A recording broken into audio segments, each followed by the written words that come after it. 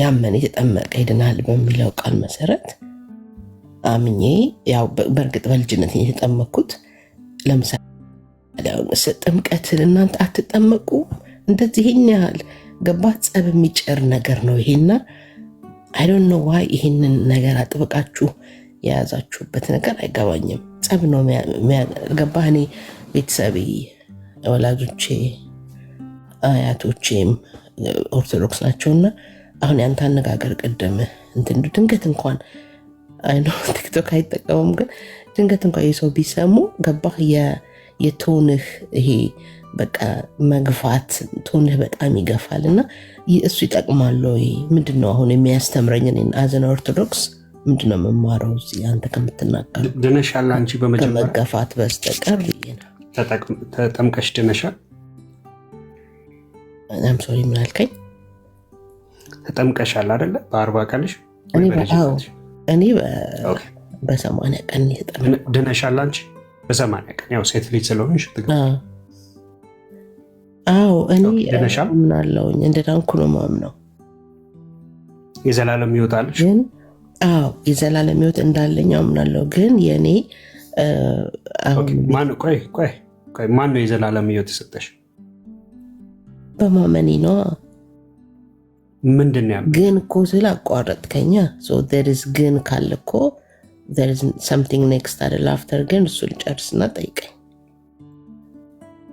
አይ እንትን ኦሬዲ መጨረስ እንችላለን ማለት በጣም ሲምፕል ነው አሁን ጥያቄሽን በዛው እኔ በማውራይ ሰዓት እዛው ጥያቄሽን ራስሽ የመለሽው ትሄጃለሽ እዛ ነው የምጠይቅሽ ኦኬ ቢኒያም ልታስተምረኝ ነው አሁን ወይስ ገፍትረህ ልታስወጣኝ ነው ለምን ገፈትርሻለሁ ካስተማርከኝ እኮ መብት ልትሰጠኝ ይገባ እኔ እንድናገር አይደል እንድማር ከሆነ ማለት ነው ኦኬ መማር የምትፈልጊ ከሆነ የሚማረው ነው ዝም ብሎ መማር ያለበት ወይ የሚማረው ነው ብዙ የሚያወራው ወይስ የሚያስተምረው ነው ጥያቄ አለኛ እሺ ብዬ ለመማር መጀመሪያ ጥያቄዎች አሉኝ ገባ ጥያቄ ሳይመለስ እኔ ደግሞ ለጥያቄዎችሽን ኦሬዲ ስለሰማዋቸው ብሬንስቶርም እያደረኩሽ ነው መማር ከፈለግሽ አይሽ ብሬንስቶርም የሚባል ነገር አለ የሆነ ነገር ከመጀመርሽ በፊት ስለዛ ነገር ምንም እንኳን የጠለቀ እውቀት ባይኖርሽም ግን ብሬንስቶርም ኩዌስችኖች ይኖራሉ ወይንም ጥያቄዎች ይኖራሉ ምንድነው እነሱ አምሮሽን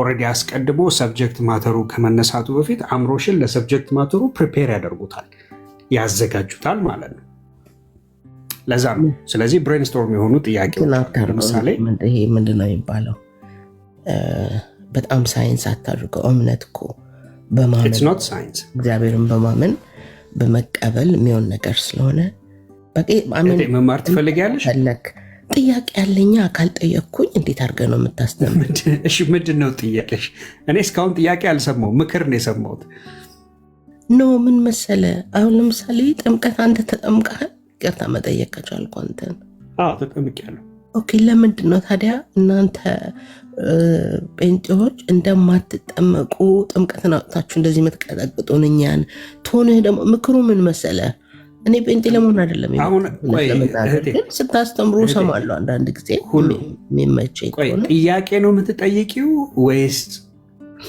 አርጊው ነው የምታደርጊው ወይንስ ምክር እየመከርሽን ነው ወይስ አንዱን ምረጭና አድርጊና ከምን አይነት ነገር ጋር ዲል እያደረኩ እንደሆነ let me understand ከዛ በኋላ እንቀጥል አይሻልም what's your purpose እዚህ አሁን የመግባትሽ ፐርፐዙ ምንድነው ኦኬ አሁን አንተ እዚህ ጊዜን የምትፈጀው ለሰዎች ፐርፐዙን ንገሪኝ መጀመሪያ ቆይ ችግር የለው ፐርፐዝሽ ምንድነው ለምን ጥያቄ የምትፈራው ወይ goodness ኖ ጥያቄ ፈርቻ ፐርፐዝሽ ምንድነው መጠየቅ ነው የምትፈልጊው ወይስ መምከር ነው የምትፈልጊው በጣም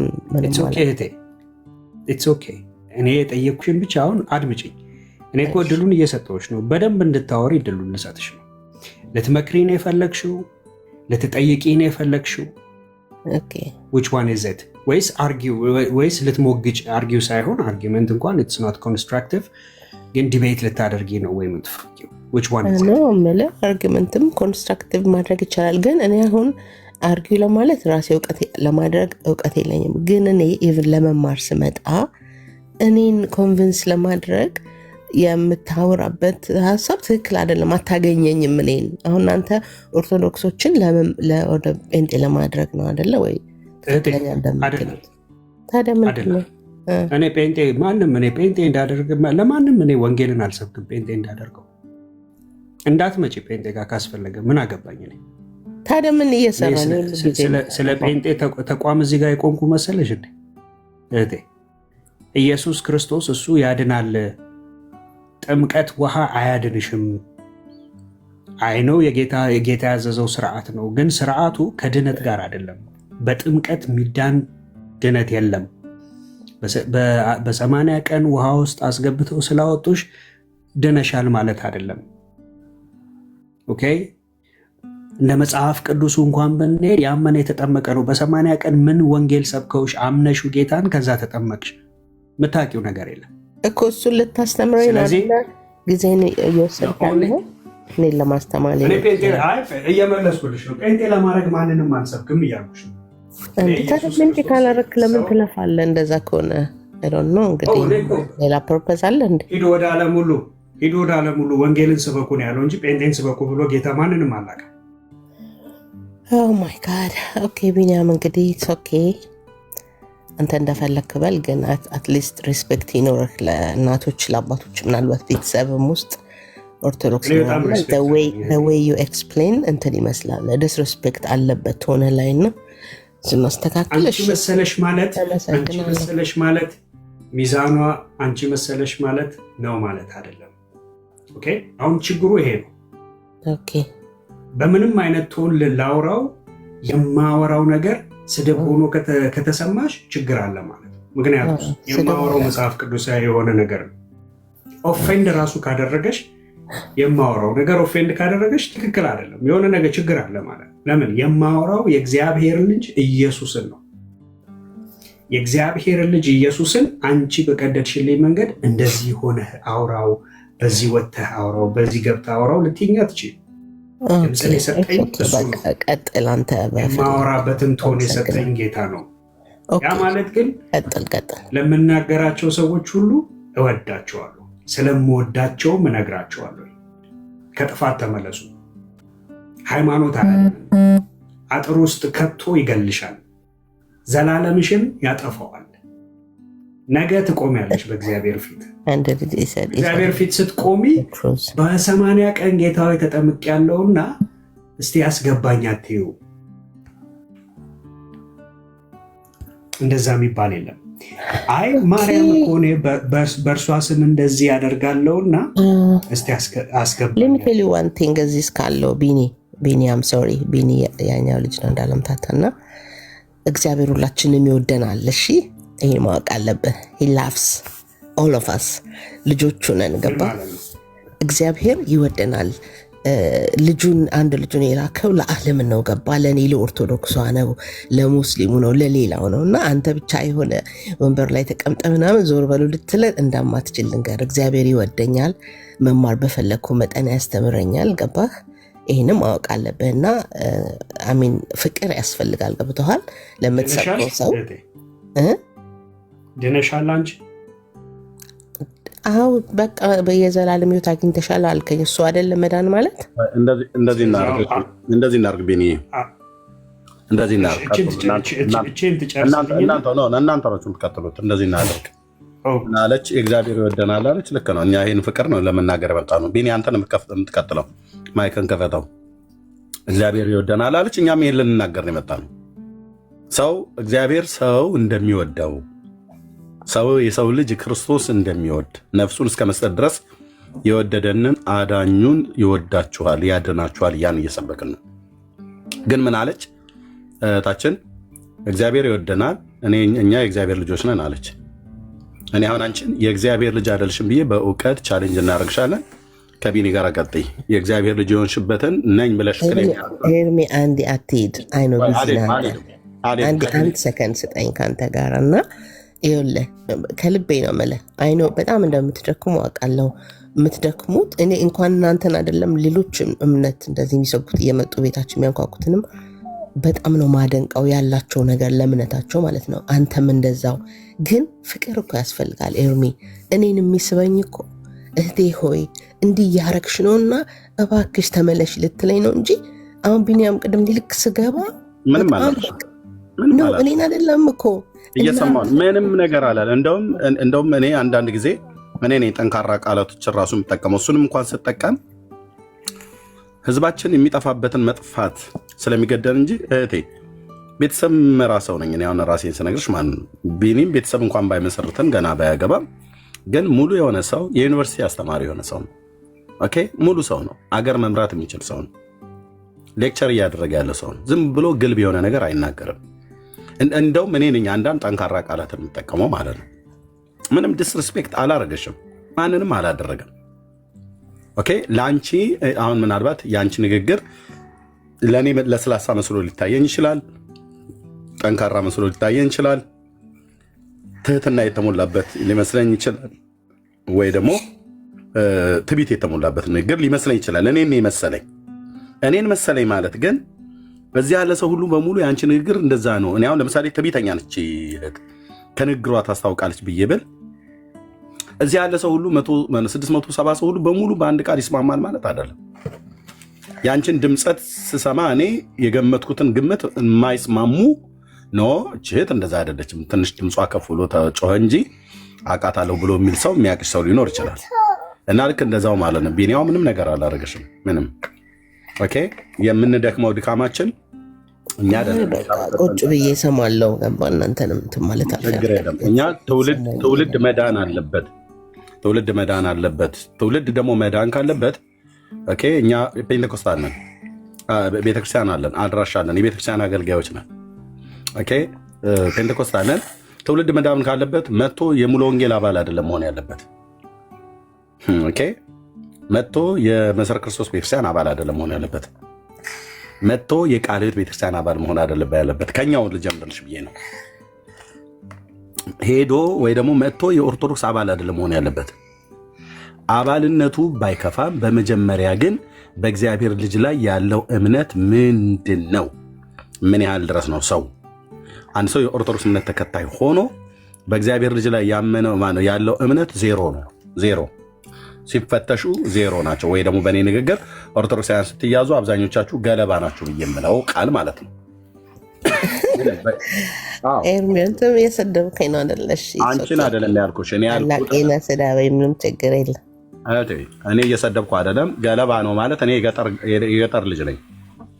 አብዛኞቻችሁ ስትያዙ ማለት ገለባ ማለት ክብደት የሌለው እውቀት የሌለው ማለት ነው። አንድ ሰው ከበደ ከተባለ እውቀት አለው ማለት ነው።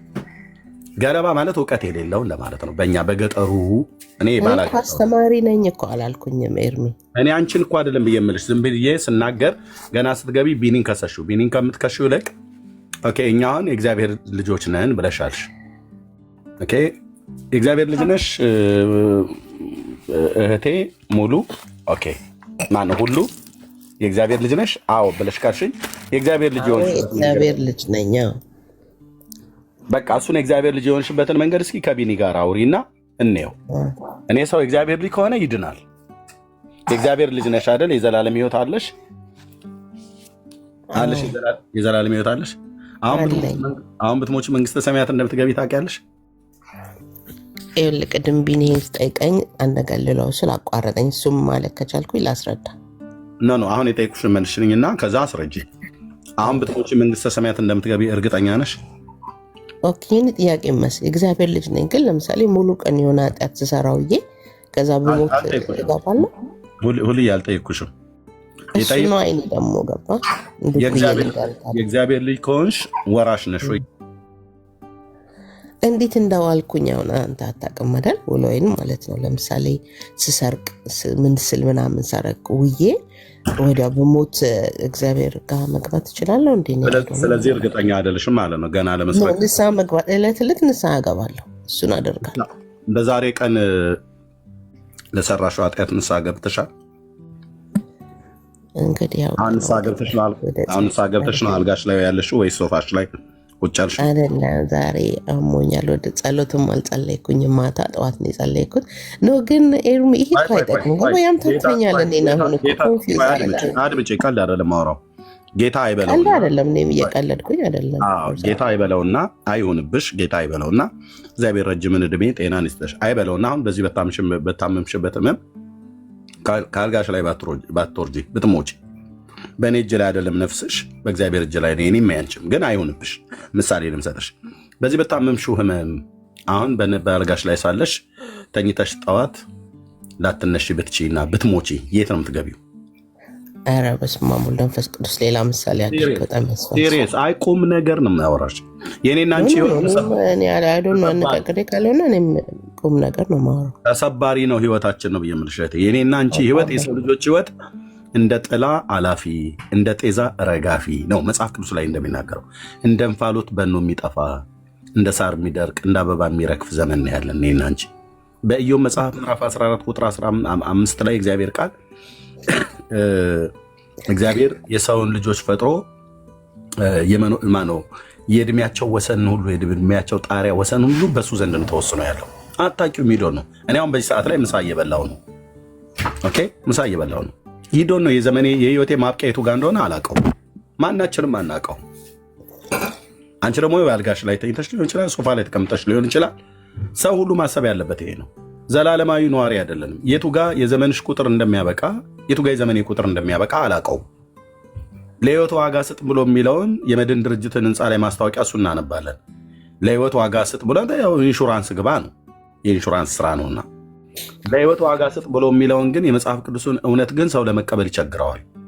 ለህይወትሽ ዋጋ ሳትሰጪ ዋጋ የሰጠሽን ጌታ ሳትቀበዩ ድንገት ባልጋሽ ላይ እንደተኛሽ ጠዋት ላለመነሳትሽ ምንም ምክንያት ብትደረድሪ እግዚአብሔር የዘመንሽን ቁጥር በእጁ ስለያዘ የኔንም ያንችንም የቱ ጋር ዘመንሽ እንደሚያልቅ አታውቂውም። ከሞት በኋላ ንስሐ የለም።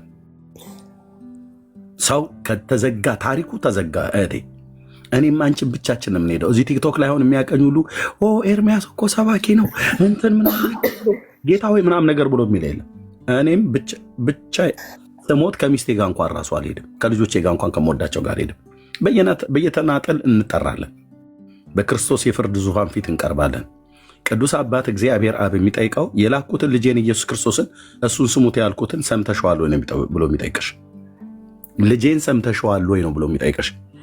የቅዱስ እግዚአብሔር አብ የጌታችን የኢየሱስ ክርስቶስ አምላክና አባት አብ የሚጠይቅሽ ልጄን ስሙት ብዬ ደጋግሜ ነግሬያለሁ፣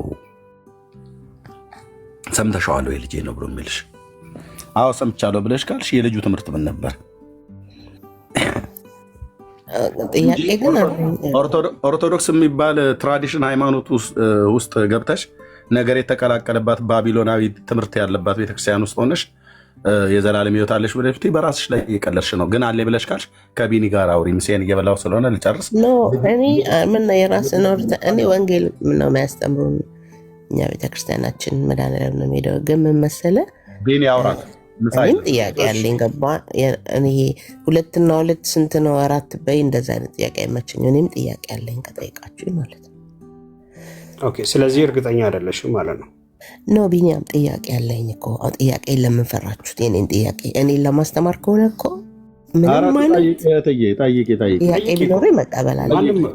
ጠይቂ፣ የፈለግሽውን ጠይቂ። ኦኬ አሁን ለምሳሌ እሺ ጥያቄ ሙሉ ቀን መጥፎ ነገር ስሰራ ኃጢአት ስሰራ እንደዚህ ውዬ ድንገት ብሞት ግን ክርስቲያን ነኝ ንስሐ ሳልገባ ወደ ጌታ ይኬዳል ማለት ነው?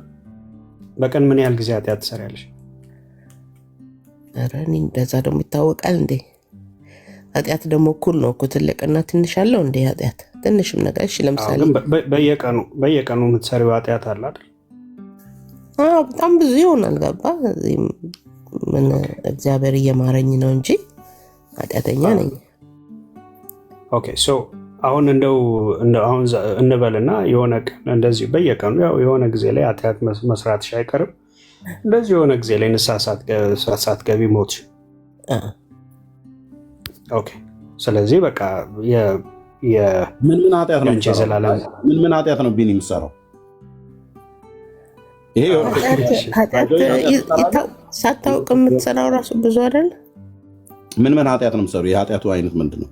ለምሳሌ በዋሽ ኦኬ በቃ ለምሳሌ ዋሻው ልበላውን በሆነ ነገር ወይ ስራዬ ላይ ምናምን እንደዚህ ካለቃዬ ጋር ዋሸው ኃጢአት ነው። እኔ ኃጢአት ሁሉ እኩል እንደሆነ ማጓባዘው የተለያየ ነው ኃጢአት። ለምንድን ነው የምትዋሽው? ለምንድን ነው የምትዋሽው? ኦኬ የእግዚአብሔር ልጅ ነኝ ብለሻል አይደል? ቀደም እንደ እግዚአብሔር ልጅ ነኝ። ለምሳሌ አሁን የእግዚአብሔር ልጅ ከሆንሽ ዳግም ተወልደሽ ነው አይደል የሆንሽው? አዎ። ዳግም ስትወለጂ ከመንፈሱ ነው አይደል የተወለድሽው ወይስ ከውሃው ነው? የውሃ ልጆች ሊዋሹ ይችላሉ እንዴ? አንተ አትዋሽም? ኤርሚስ አትዋሽም? የምትኖር የራስሽን ጣጣ ራስሽ እዛው መልሽ። ለምን እንደምትዋሽው አንተ ደግሞ ክፉማ እንደዚህማ ክፉ አትሆን እንጂ ምን እንደምትዋሽው ሁሉ ለምን እንደምትዋሽው ለምሳሌ ልንገርህ። ለምሳሌ ስራ አሞኛል ዛሬ። በእርግጥ ግን ሳያመኝ ቀርቼ አለው ከስራ ደውዬ ላለቃዬ ምና ፊሊንግ ጉድ ብዬ ግን የውሸት ማለት ነው ቀርቼ አለው። እሱ አሁን ውሸት አይደለም? እሺ ይህንን ውሸት በመዋሸትሽ ንስሐ ገብተሻል? አልገባሽም? እኔማ እግዚአብሔር ረድቶኝ ሁሌ ለጸሎት ማታ ስንበረከክ የዋልኩትን በሙሉ ያስታወስኩትን ካላስታወስኩትም ደግሞ እግዚአብሔር ሆይ አንተ ከተሰወረ ኃጢአቴ ይቅር በለኝ ብዬ ንስሐ ገባለሁ። ሰምቶሻል አይደል? ጌታ እንደዛ ብለሽ ኤቭሪ ናይት ጸልያለሁ። አዎ ሰምቶሻል አይደል? ጌታ እንደዛ እንደምትይ እንደዛ ስትይ አዎ ይሰማኛል። እንዴ አምላክ አይደል? ሰምቶ ሲቅር እንደሚልሽ ታምኘዋለሽ እንዴ? በጣም ስለማምን አይደል ንስሐ የምገባው? አለቀ በቃ። ስለዚህ ብትሞቺ የት ነው የምትገቢው ማለት ነው? ሳልገባ ብሞት ብዬ ነው የጠየቅኩት። ኦኬ የቀኑን ሰብስበሽ ማታ ላይ ነው የምታደርጊው ማለት ነው። ህሊናሽ እየወቀሰሽ ሁሉ አሁን ለምሳሌ አሁን ዋሽተሽ አሁን እኛ ጋር እዚህ ጋር ሆነሽ ዋሽተሽ ደግሞ ከዚህ ስትወጪ ደግሞ ወይ ማመንዘር ቢኖር ወይ ደግሞ መስረቅ ቢኖር ወይ ደግሞ መግደል ቢኖር ቀስ እያልሽ በየቀኑ የምታደርጊውን በየደቂቃው እያደረግሽ በእግዚአብሔር ስም እኔ አመንዝር አይደለሁም። እሺ በአንዴ ሪፖርት የምታቀርቢለት ለጌታ አመንዝር ግን አይደለሁም። እንደማመጥ ይሄ ራሱ የምታደርጉበት ሰውን አመንዝር አይደለሁም። አመንዘር ቢኖር ዋይ ዩ ቹዝ ዛት ኃጢአት ለእኔ ላይ ለምን ኃጢአት ነው? ምን ካላመነዘርሽ አላመነዘርኩ ብለሽ ምን ከወንድ ጋር ትገናኙ? አላገባሁም። ያላገባሁ ሴት ስለሆንኩኝ 10ቱ ትእዛዛት ውስጥ የኃጢአት ክፍል አይደለም እንዴ? አታመንዝር ብሎ የሚለውን የ10ቱ ትእዛዛትን እንደ ምሳሌ ነው ያልኩሽ። አመንዝረሻል አላልኩሽም? ለምሳሌ አድምጪኝ እህቴ፣ የምታወሪው ከኤርሚያስ ጋር ነው እንዴ? ከኤርሚያስ ጋር ብሆን ምን ሰድበኸኝ ልታስወጣኝ ነው? ሌላ ምንድን ነው? አትደበድበኝ፣ አታገኘኝም። አልሰደብኩሽም። ኤርሚያስ ምንድን ነው? ኤርሚያስ አገልጋይ ነው አይደለ? ሌላ ክርስቶስ አገልጋይ ማለት ነው። ታዲያ አገልጋይ ነው። ጽድቅን ጽድቅ ብዬ ነው የምናገረው። ስለዚህ አንቺ ምናልባት ብሰርቅ አልሽ፣ ሶሪ በዋሽ አልሽ። አልዋሽሽም እኮ እንደ ምሳሌ የተጠቀምሽው። ውሸትን እንደ ምሳሌ ከተጠቀምሽ እኔ ደግሞ ምንዝርናን እንደ ምሳሌ ብጠቀም ምኑ ነው ከንክኖሻል ማለት ነው። ከከነከነሽ ጠየቀኝ እኮ አስጨነቀኝ እኮ። ምን አይነት ኃጢአት? ለምሳሌ የቀኑን ሁሉ አሁን እዚኛ ጋር ብትዋሽ ምሳሌ ነው ያልኩሽ። ልብ በይ። ምንዝርናንም በምሳሌነት ነው የጠቀስኩት። ምክንያቱም ምንዝርናም ውሸትን በሐሰት አትመስክር፣ አታመንዝር ብሎ የሚለው ከ10ቱ ትእዛዛት ውስጥ ሁለቱም አለ። ምን ነው ለአንቺ ሲሆን ምንዝርና አይኔ እንደዛ አትበለኝ እንደዛ አይነት ሴት አይደለም ብለን እኔ መቼ ነሽ አልኩሽ? ግን ደግሞ የሰው ልጅ ነሽና በፍቶት ልትቸገሪ ትችላለሽ፣ ልትወድቂ ትችላለሽ። በሰው ልጆች ታሪክ ውስጥ ማለት ነው። እህቴ ጌታ አድርጌ በደንብ ተገኝተሻል ማለት ነው። አየሽ መንፈራገጥ ከበዛ እዚህ ደጋግሜ የምናገረው ነገር ላይ ችግር አለብሽ ማለት ነው። ከሌለብሽ ግን ራስሽን ነው የምታውቂው። እህቴ እንደ ምሳሌ ነው የተጠቀምኩት። ነሽ እያልኩሽ አይደለም ካልሽ ችግር አለ ማለት ነው። እዚህ ምንዝር ነው አቅጣጫ።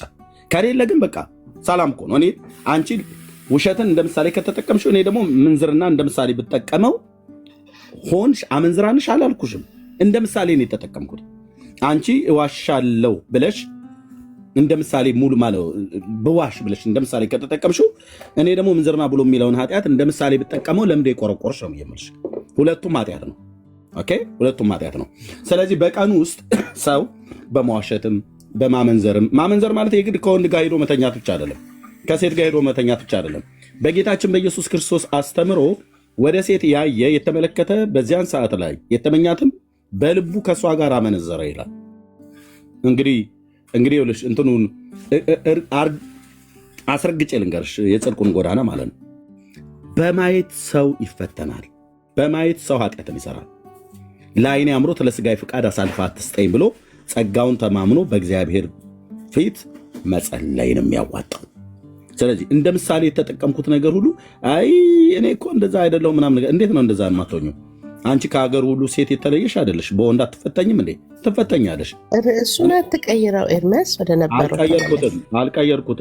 አልቀየርኩትም። አሁን ስለዚህ የቀኑን በደልሽና ኃጢአትሽን በሌሊቱ ነው ወይ አንዴ ሪፖርት የምታቀርቢለት ለጌታ? ሪፖርት የማቅረብ ያህል ማታ ቤቴ ስገባ በቀኑ ላይ በበደልኩ ሁሉ ማረኝ ብዬ እለዋለሁ አልሽ።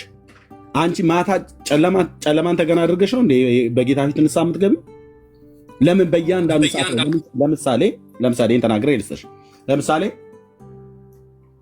ልክ አሁን አንቺ ያልሽውን በውሸት ዋሽተሽ ከሆነ ወዲያውኑም ብለሽ የምትይው ጌታ ሆይ ቅድም ሐሰትን ተናግሬያለሁ፣ ዋሽቻለሁኝ፣ ይህን ላደርግ አይገባኝም ነበር፣ በድያለሁ፣ ይቅር በለኝ፣ በፈሰሰው ደምህ በደል ኃጢአቴን እጠበኝ ብለሽ ከሆነ የምትጸልዩ ደግሜ በሌላ የኃጢአት ጎዳና ደግሞ እንዳልበድልህ ጠብቀኝ፣ ጸጋ ይብዛልኝ ነው ማለት ያለብሽ ማለት ነው። ቀጥሎ ምንዝርና ቢመጣ አታደርጊውም፣ የጌታ ጸጋ ይከልልሻል። ቀጥሎ መስረቅ ቢመጣ አታነሺውም፣ የጌታ ጸጋ በእግዚአብሔር ጸጋ ላይ ትደገፊያለሽ። ስለዚህ በውሸትሽ ብትወድቂ እንኳን በዝሙቱ አትወድቂ፣ በስርቆቱ አትወድቂ፣ ሰው በመግደል አትወድቂ። ምክንያቱም ኃጢአትሽን የተናዘዝሽው ጌታ ፊት ነው። ይቅር በለኝ ያልሽው ጌታን ነው። ደግሜ እንዳልበድልህ ጠብቀኝ ያልሽው ጌታን ነው። ጸጋ ይደግፈኝ ያልሽው ጌታን ነው። እንደሚሰማሽ እርግጠኛ ከሆንሽ ለሰራሽው ምሕረትን ገና ደግሞ እንዳትሰሪ ደግሞ ጸጋን እንደሚያበዛልሽ አምነሽ በፊቱ ተደፍተሽ ከጸለይሽ እግዚአብሔር ይቅር ይላል፣ ለሰራሽው ይቅር ይልሻል። ደግመሽ ደግሞ እንዳትሰሪ በሌላም በደልና ኃጢአት እንዳትሰሪ ደግሞ ጸጋው ይደግፍሻል ማለት ነው። እና ይህ ከሆነ በዚህ መካከል የማታውን ሪፖርት ምናልባት እንደማቅረብ አቅርበሽ ብትሞቼ የት ነው የምትገቢው ብዬ ስልሽ አታውቂውም። በኦርቶዶክስ ቤተክርስቲያን በጽድቅም ኑሩ ያለ ጽድቅም ኑሩ አላውቅም አላልኩም። ኤርሚያስ ካልፈለግከኝ ልወጣልህ አላልኩም። አሁን ርዕሱ ሄደ እኔ ጠየቅኩህ። እሺ አንድ ሰው በቀን ውሎ እርግጠኛ ነኝ አንተም ትሳሳታለህ ብዬ አምናለሁ። ማንም ፍጹም ስለሌለ ስጋ ለባሽ ሁሉ ኃጢአት ይሰራል እያወቀም ሳያወቅም እና እንደሱ ንስሐ ሳይገባ ቢሞት ወደ ጌታ ነው የሚሄደው ብዬ ነው የጠየቅኩና ሌላ በጣም ሰፊ ከርዕሱ ውጭ ነገር አደረግና ተናልከው። እንደዚህ እናድርገው። እሺ እንደዚህ እናድርገው። ኃጢአት ራሱ ምንድን ነው የሚለውን ነገር በደንብ ማጥራት ያስፈልጋል። ኃጢአት መስራት የሚለውስ ደግሞ ምንድን ነው የሚለውም እሱም መመለስ መቻል አለበት። እሺ ይሄ በደንብ ግልጽ መሆን አለበት። አንደኛው ኃጢአት ማለት ምንድን ነው፣ ኃጢአት ተሰራ ሲባል ምንድን ነው የሚለው መመለስ መቻል አለበት። አንደኛ ክርስቲያን ኃጢአት ይሰራል ወይ የሚለው ነገር መመለስ አለበት። መጽሐፍ ቅዱስ ይዘሻል እህት አለ? መጽሐፍ ቅዱስ ስልኬ ላይ ስለሆነ አይመቸኝም። ቢኒ ላስቸግርህ ትከፍትልናለህ? እከፍትላችኋለሁ። አንዴ ላስቸግርህ። ችግር የለውም። አንዴ ጊቭ ሚ 1 ሚኒት። እነዚህ ላረቀ እሺ ቢኒ ምን ላውጣለህ? አንደኛ ዮሐንስ መልእክትን ክፈትልን። ቢኒ እስኪያወጣለን አንድ ጥያቄ ልጠይቅሽ። ለምሳሌ ጠዋት ምናልባት ኃጢአት ልሰራ እችላለሁ፣ ማታ ግን በጌታ ፊት ሆኜ ንስሐ እገባለሁ አልሽ። ልክ ኃጢአት ስትሰሪ እግዚአብሔር ከህይወት መዝገብ ላይ ይሰርዝሻል? ይኸውልህ ብሩክ፣ አንድ ሰው የሆነ ጥያቄ ጠይቅና ዝም ብሎ የሚመልሰው መልስ የእሱ በቃ ማህተም አይደረግበትም ያንን አለ ተብሎ እኔ ሲያስጨንቀኝ ኤርሚያስ ምንድነው እንዲህ ስለኝ እንጂ ለምሳሌ አንዳንድ ጊዜ አላደለ በሆነ ምክንያት ተገደ የምትዋሽበት ሲቹዌሽን ሲያጋጥም እዛው ላይ ሁኝ በልብ አይደለም። ቆይ ፕሊዝ ሌት ሚ ፊኒሽ ብሩክ። እግዚአብሔር ይቅር በለኝ እላለሁ፣ ግን የኔ የጸሎት ልማዴ ግን እስካሁን ድረስ ምጸልየው ጠዋት ስራ ከመሄድ በፊት ጸልያለሁኝ። ከዛ ደግሞ ቀን ስለማልመጣ ማታ ደግሞ ስመጣ በደንብ ተንበርክኬ የምጸልይበት ሰዓት እሱ ነው ማለት ነው። ሌላው ግን በማንኛውም ጊዜ ፕሮግራሙን ታዩና ለምሳሌ ኃጢአት ሳትሰሪ መኖር ትችላለሽ? ሳትበድይ መኖር ትችላለሽ? አልችልም። ለዛ አይደለ ንስሐ የምገባው። መልካም እሺ፣ ስሚኝ በደንብ። ኃጢአት ሰርተሽ ንስሐ እስከምትገቢበት ባለው ሰዓት ውስጥ ባለው ጋፕ ውስጥ እግዚአብሔር ከህይወት መዝገብ ይሰርዝሻል? ንስሐ አልገባሽም፣ ነገር ያልኩሽን በደንብ ስሚኝ። ኃጢአት ሰርተሽ ንስሐ እስከምትገቢበት ባለው ሰዓት ላይ ሄዱ የሚታርገው እሺ፣ ኃጢአት ሰርተሽ ከዛ ንስሐ እስከምትገቢ ባለበት ሰዓት እግዚአብሔር ከህይወት መዝገብ ይሰርዝሻል? ኖ፣ እግዚአብሔር አባት ነው፣ እንደዚህ አይጨክንም። ግን ቅድም ኤርሚያስ አሁን ራይናው ብትሄጂ ሲለኝ ነው የተናገርኩት እንጂ እግዚአብሔር ጨካኝ አምላክ አይደለም። ገባ? እርስ በርሳችን እኛ ነን የምንጨካከነው እንጂ እግዚአብሔር ለሁላችንም ይራራል። አይሰርዝሽም ከህይወት መዝገብ ላይ። ንስሐ አልገባሽም። ንስሐ ከመግባትሽ በፊት ሰርዞሻል ወይስ አልሰረዘሽም?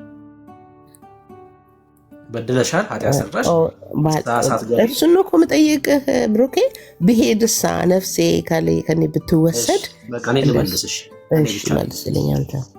እኔ ብቻ የእግዚአብሔር ቃል የሚለውን ላሳይሽ። ምዕራፍ 3ን ክፈትልን መጀመሪያ። ኃጢአት ራሱ ምን ማለት ነው የሚለው መጀመሪያ እንመልስ። ከቁጥር 8 ጀምሮ እናንብበው። በደንብ ስሚኝ እሺ።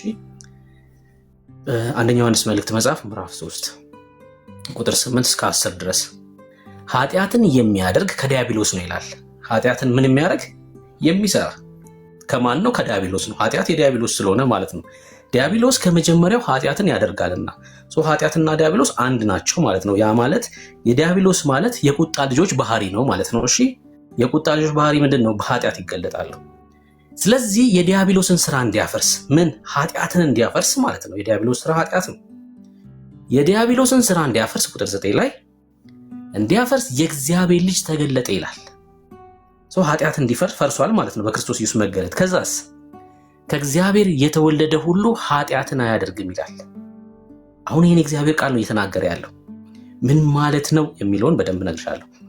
ከእግዚአብሔር የተወለደ ሁሉ ኃጢአትን አያደርግም፣ ምክንያቱም ሲናገር ዘሩ በእርሱ ይኖራልና።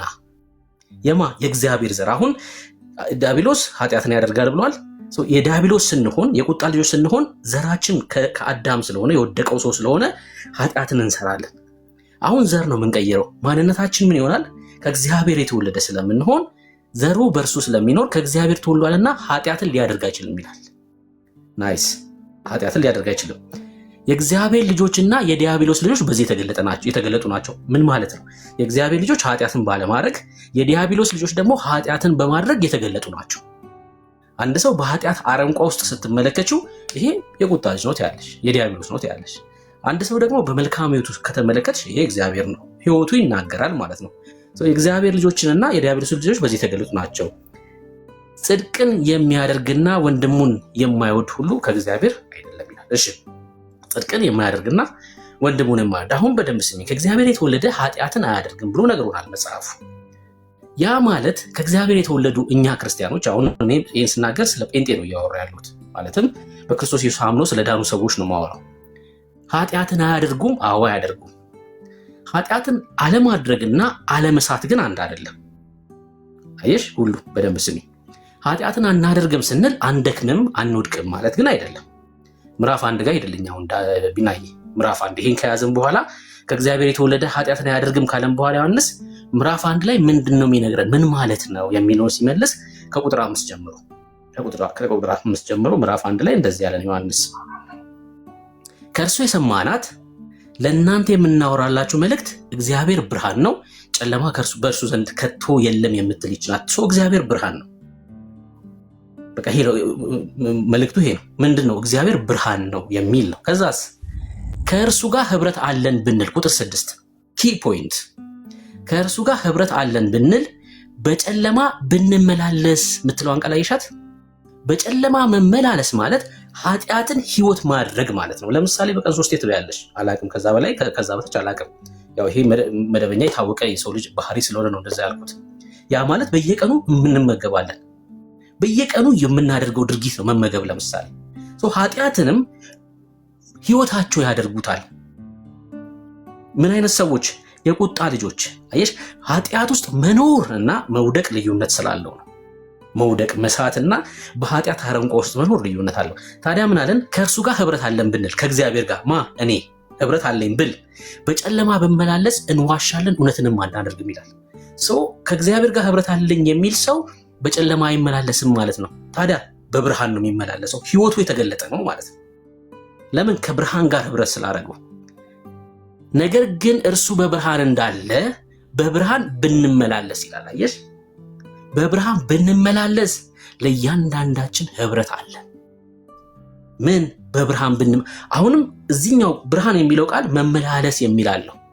ከእግዚአብሔር የተወለደ ኃጢአትን አያደርግም ማለት ይኸውልሽ ምን ማለት ነው? ከእግዚአብሔር የተወለደ በብርሃን ነው፣ ህይወቱ ምልልሱ በብርሃን ነው ማለት ነው። አሁን ለየነው ማለት ነው። ኃጢአት ማድረግ ሲባል ምን ማለት ነው የሚለውን በኃጢአት አረንቆ ውስጥ ተዘፍቆ መኖርና መሳት ልዩነት አለው፣ መድከም ልዩነት አለው። ታዲያ ከእግዚአብሔር ጋር ህብረት አለኝ የሚል ሰው ህይወቱ እንዴት ነው? በብርሃን የሚመላለስ ሰው ነው ማለት ነው። ግን ይሄ በብርሃን የሚመላለሰው ሰው ደግሞ ሊወድቅ ሊስት ይችላል። ምዕራፍ 2 ጋር ሄድልኝ ቢናይ፣ የመጨረሻ ጥቅስ ምዕራፍ 2 እችንም በዛው ነገር የልጁ የኢየሱስ ክርስቶስ ደም የልጁ የኢየሱስ ክርስቶስ ደም እሱን ነው። በቃ አሁን ምዕራፍ 2 ላይ የሚናገረው ይሄን ነው። የልጁ የኢየሱስ ክርስቶስ ደም ከኃጢአት ሁሉ ያነጻልና። የክርስቶስ ደም የኛ ጉልበትና ንስሐችን አይደለም ኃጢአትን የሚያነጻልን፣ የክርስቶስ ደም ነው ከኃጢአት ነፃ የሚያደርገው። እሺ አሁን ክርስቲያን በጨለማ አይመላለስም ብዬሻለሁ። ያ ማለት ክርስቲያን አይገልም፣ ክርስቲያን አይደፍርም እያልኩሽ ነው ያለሁት። ግን ደግሞ ክርስቲያን ሊደክም ደግሞ ይችላል፣ ሊወድቅ ይችላል፣ ሊስት ይችላል። ታዲያ ይሄ የሳተው ክርስቲያን ስቶ ቢሞት ወዴት ይሄዳል እያልሽን ያለሽው? ወደ እግዚአብሔር መንግስት ይሄዳል። በኃጢአት ጸንቶ የሚኖረውን አይደለም ልሽ፣ እሱማ ወንጌል ያስፈልገዋል። ኃጢአት የለባችሁም? ኦፍኮርስ ኃጢአት የለብንም። በእግዚአብሔር ፊት ነውር አልባ እኮ ነን። ክብር ለኢየሱስ ይሁን። ክርስትና ማለት ይሄ ነው። ትምክህታችን ኢየሱስ ክርስቶስ ነው። በእግዚአብሔር ፊት ነውር አልባ ነን። እኛ ነውር አልባ ነን በእግዚአብሔር ፊት። ምንድነው በኃጢአት ጸንቶ መኖርና መድከም ልዩነት እንዳለው አሳይቻለሁ። ለምን ደክም ሰዎች ምን ተብሎ ተጽፏል? ልጆች ሆይ ኃጢአትን እንዳታደርጉ ይህን ጽፍላችኋለሁ። ይኸው ምዕራፍ 2 ላይ አሁን ከእግዚአብሔር ቃል ነው እየነገርንሽ ያለ ነው። ልጆች ሆይ ኃጢአትን እንዳታደርጉ ይህን ጽፍላችኋለሁ። ለምን? ኃጢአት ባህሪያችን የሚስማማን ስላልሆነ። ማንም ኃጢአት ቢያደርግ ልጆች ከሆኑት መካከል በእግዚአብሔር ሕይወት ውስጥ ከሚመላለሱት መካከል ግን ኃጢአት ቢያደርግ በአብ ዘንድ ጠበቃ አለን ይላል። እርሱም ጻድቅ የሆነው ኢየሱስ ክርስቶስ ነው። እርሱም ጻድቅ የሆነው ኢየሱስ ክርስቶስ ነው። ጠበቃችን ማን ነው? ኢየሱስ ነው። ለማን? ለልጆች። ምን ቢያደርጉ? ኃጢአት ቢያደርጉ። ጠበቃ የሚለው ቃል በነገራችን ላይ አድቮኬት የሚል ቃል ነው። አድቮኬት ማለት በማንኛውም ፍርድ ቤት ለአንተ ሙሉ ውክልና መውሰድ የሚችል ማለት ነው። ሎየር እና አድቮኬት ልዩነት አላቸው። ሎየር ከዩኒቨርሲቲ ተመርቆ የወጣ ሁላ ሎየር ተብሎ ይጠራል፣ በህግ ትምህርት ማለት ነው። አድቮኬት ግን በስራ ላይ ያለ። ምን አይነት ስራ? አንተ ባትኖር ለምሳሌ ወዳጅ አሜሪካን ያለው ገብቶሃል፣ ኢትዮጵያ ያለውን ጉዳይ ግን ሙሉ ውክልና ወስዶልህ በየትኛውም ፍርድ ቤት ሊቆምልህ የሚችል ማለት ነው አድቮኬት። መጽሐፍ ቅዱሳዊ እናድርገው። ምን እያለ መሰላችሁ? ኢየሱስ ክርስቶስ እኛን ወክሎ በሰማይ አለ ማለት ነው። ክብር ለኢየሱስ ይሁን። እኛን ወክሎ የገባ ንጉሥ አለ። እኛን ወክሎ የገባ ዘመድ አለን፣ ታላቅ ወንድም አለን። ለዛ እኮ ነው ኢየሱስ እሺ ልጨርስና ጠይቂያለሽ። ኢየሱስ መለኮት ብቻ አምላክ ብቻ አይደለም ሰውም ጭምር ነው፣ የኛም ዘመድ ነው። እኛን ወክሎ ገብቷል። ሰው ምን እያለን ነው? ያንስ የክርስቶስ ኢየሱስ ጥብቅና ለሚስቱት ልጆች ጭምር ነው። ታዲያ ምን ማለት ነው? ኃጢአት ብታደርግ ብስት ማለት ነው። በኃጢአት ጸንቶ መኖር ማለት አይደለም። መጽሐፉ እንደዛ አይደለም የሚለው። ለሚስቱት ግን ክርስቶስ ኢየሱስ ምናቸው ነው? ጠበቃ ነው ይላል። ክብር ለኢየሱስ ይሁን። ሰው መጽሐፍ ቅዱሳችን ይህን በግልጽ ያስተምራል። እሺ በግልጽ ያስተምራል። ቢና የምን እያሳየን ሄድበት ዕብራውያን መጽሐፍ ነው። እሺ እዚህ ላይ መጠየቅ እፈልጋለሁ ካላስቸገርኩ። እሺ ባይዘዌ በጣም ነው ማመሰግንህ።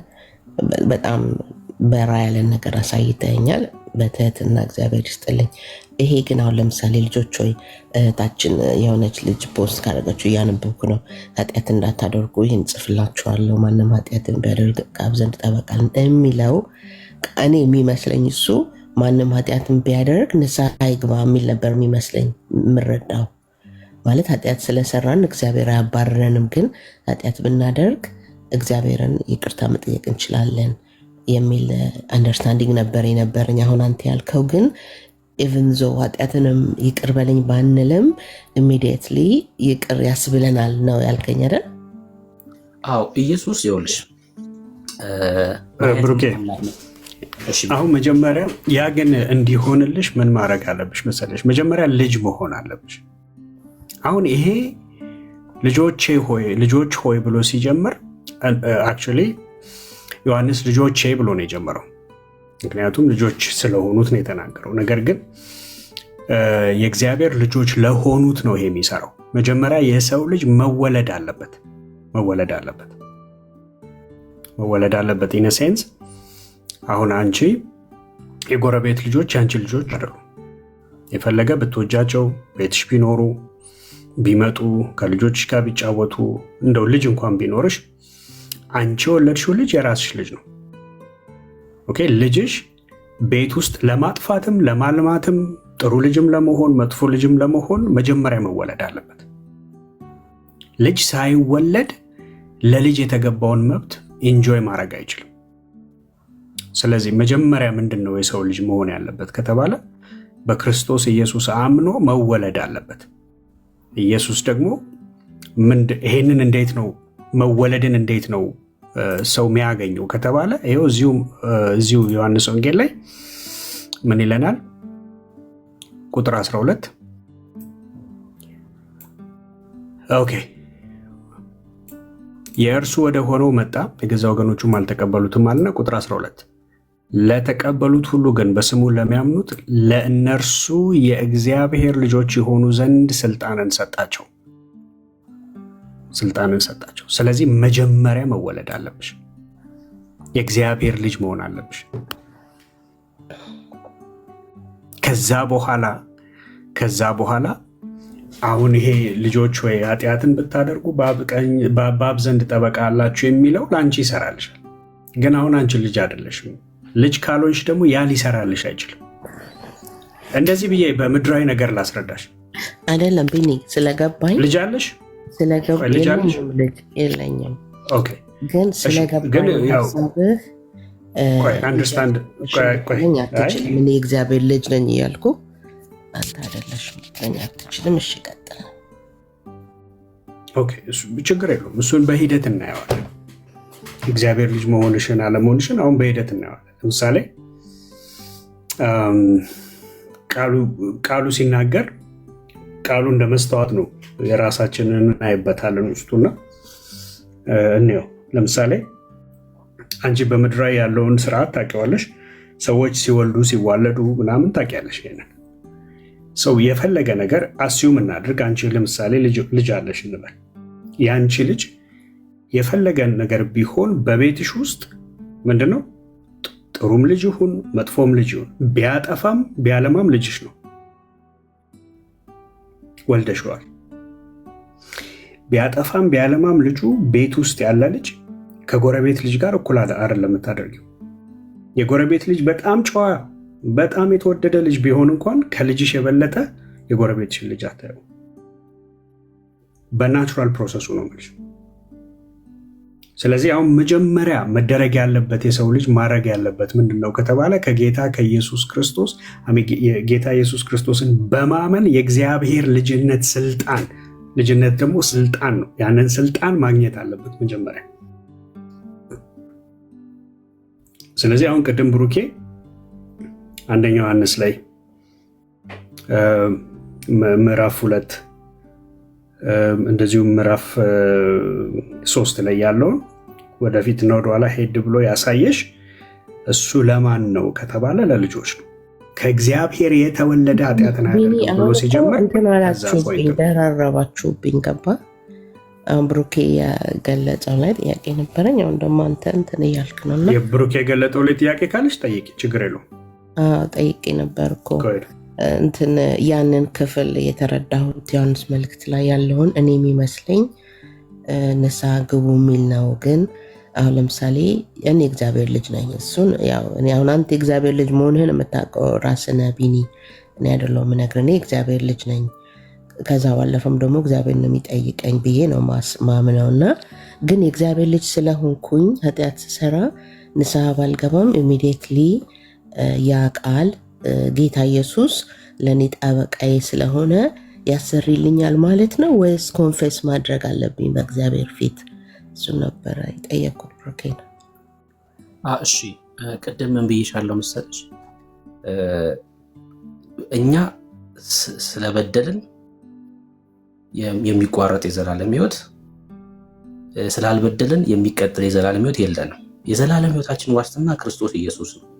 ይሄ መጽሐፍ ቅዱሳችን በደንብ አስረግጦ ይናገራል። ቅድም እሱን ነበር ያልኩ ብዬሽ የነበረው። ልክ ስንበድል በእግዚአብሔር ፊት አሁን ኃጢአት የሚለው ነገር በጭንቅላታችን ሲመጣ አመፅ መሆን የለበትም። አመፅ ከሆነ ወንጌል ነው የሚያስፈልገው።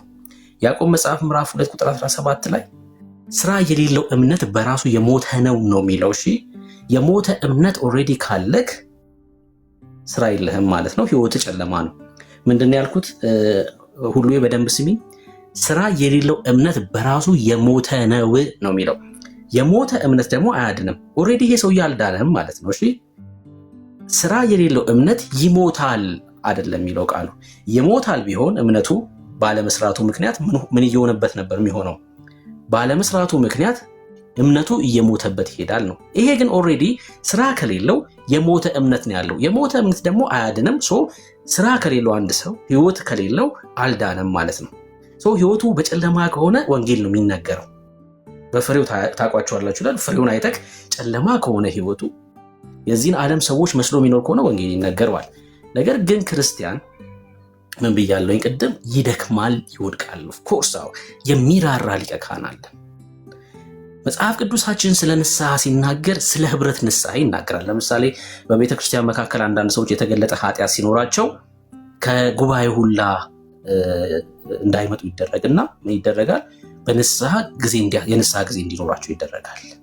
የራሳቸውን ጊዜ እንዳያሳልፉ በእግዚአብሔር ፊት እንዲጸልዩ ይደረጋል። ከዛስ ያን ነገር ሲጨርሱ ወደ ጉባኤ እንዲመለሱ ይደረጋል።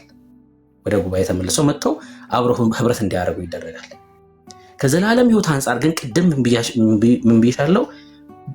በእግዚአብሔር ቀኝ ያለው እርሱ ኢየሱስ ክርስቶስ ጠበቃችን ነው። አሁን ንስሐ ክርስቲያን ያስፈልገውም እያልኩ ነው? ኦፍኮርስ በደንብ ያስፈልገዋል። ንስሐ ይገባል እኮ ክርስቲያን በእግዚአብሔር ፊት ስለ ኃጢአቱ ይናገራል። በድያለሁ ይቅር በለኝ ይላል።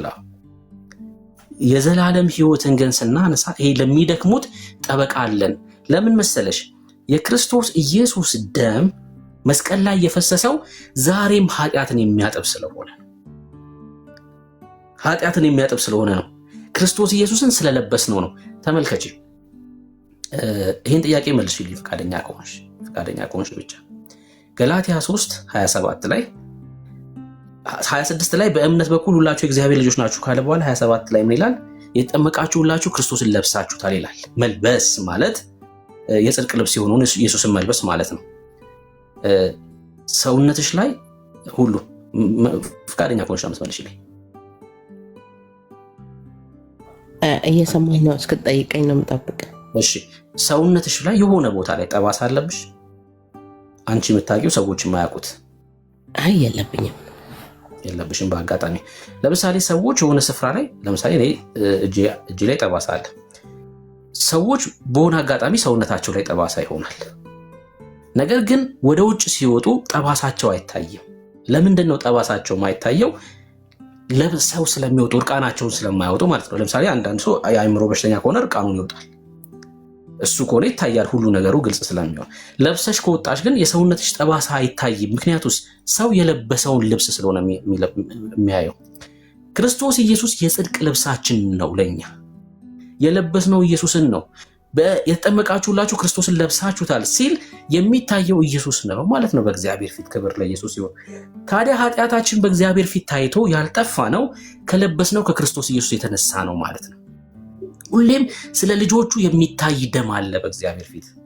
ለዛ እኮ ነው ስለማንበድል አይደለም እኮ በእግዚአብሔር ፊት ነውር አልባ ይሆን ነው፣ የክርስቶስ ደም ስላለልን ነው። ኤፌሶን 1:4 ቢናይ ላስቸግረክ ምን አልኩሽ?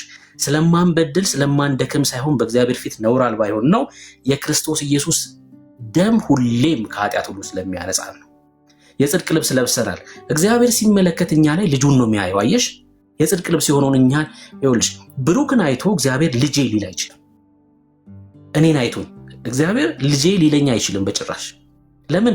እግዚአብሔርን ስለምበድል በእግዚአብሔር ፊት የመቆም አቅም ስለሌለኝ። ማንም ሰው በስራው እዚህ ምድር ላይ ማርያምን ጨምሮ ጳውሎስን የትኛውንም አባት በብሉይ ኪዳን የነበረውን ጠርተሽ በእግዚአብሔር ፊት መቆም ይችላሉ ልትኛቸው፣ እኔም ጭምር ማለት ነው። ለምን?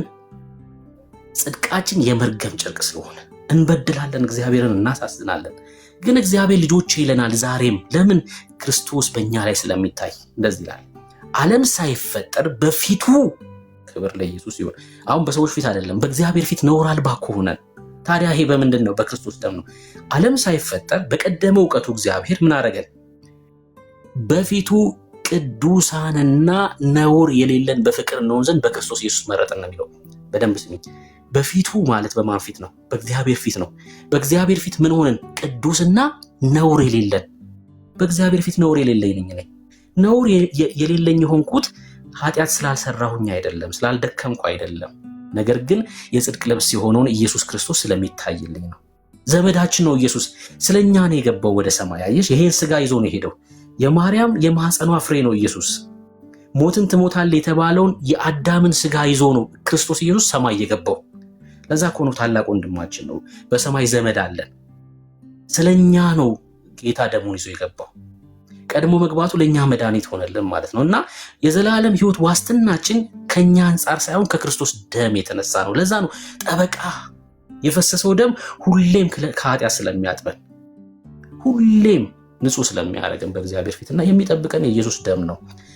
ክርስቶስ ኢየሱስ የቤተ ክርስቲያን ራስ ነው። የመጨረሻ የሆን ጥያቄ ካለች ትጠይቅኛለች። ክርስቶስ የቤተ ክርስቲያን ራስ ነው ማለት ምን ማለት መሰለች? እኛ ደግሞ ወይ ደግሞ ይሄ ቤተ ክርስቲያን ጉባኤው ደግሞ ብልት ነው። የሆነ ቦታ አይገባልን። ራስ የሆነው ክርስቶስ ኢየሱስ ነው። በምሳሌ ልንገርሽ። ቀበሌ ሂደሽ መታወቂያ ስታወጪ መታወቂያ የሚሰጥሽ ግለሰብ ፎቶ ተነሽና ነው ያለሽ አይደል? ፎቶ ተነሽና ይዘሽ ነው ያለሽ። ከዛ ሂደሽ ፎቶ ተነስተሽ የምትመጪው ጣትሽን ነው ፎቶ የምትነሺው። ፎቶ ስትነሺ ጣትሽን እንደዚህ አንድ ጣትሽን አወጥተሽ ፎቶ ተነስተሽ ትመጫለሽ? አትነሽም።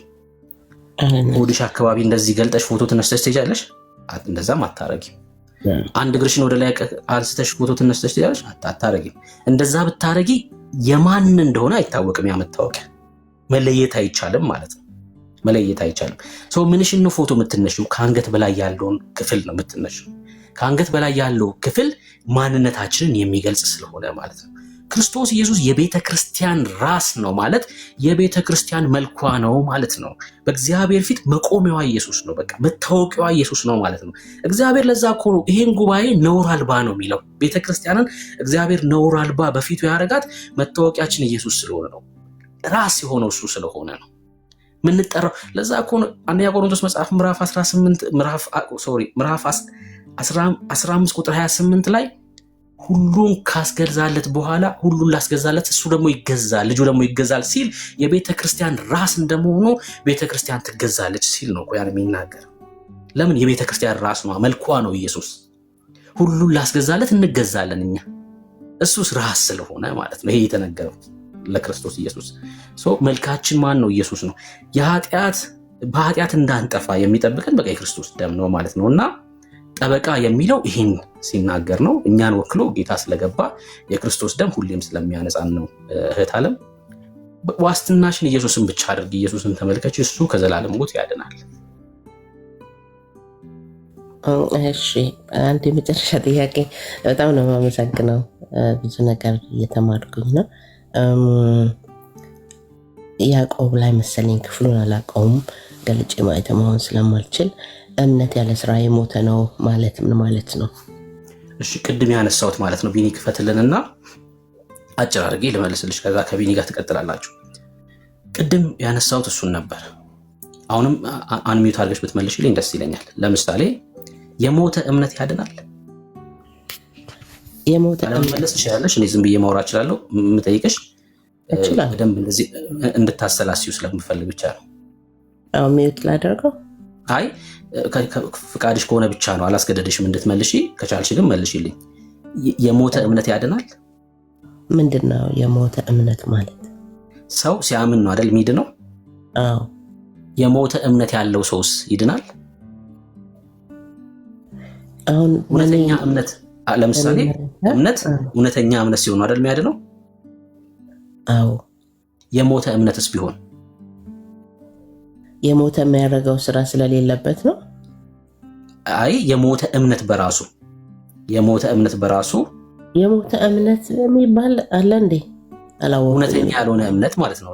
ለምሳሌ ሰው በአንደበቱ እውነተኛ ያልሆነ እምነት፣ ለምሳሌ የሞተ እምነት ማለት በአንደበቱ እግዚአብሔር ይላል፣ ግን በልቡ ላይ እውነተኛ ያልሆነ እግዚአብሔርን ልቡ ላይ ያልሾመ ሰው ማለት ነው። እውነተኛ ያልሆነ እምነት ማለት ነው። ኦኬ ያ ስራ የሌለው ማለት ነው ማለት አይደለም። ለምሳሌ ቲቶ 1:16 ክፈትልንና የሞተ እምነት ምን አይነት እንደሆነ ላሳይሽ። እሺ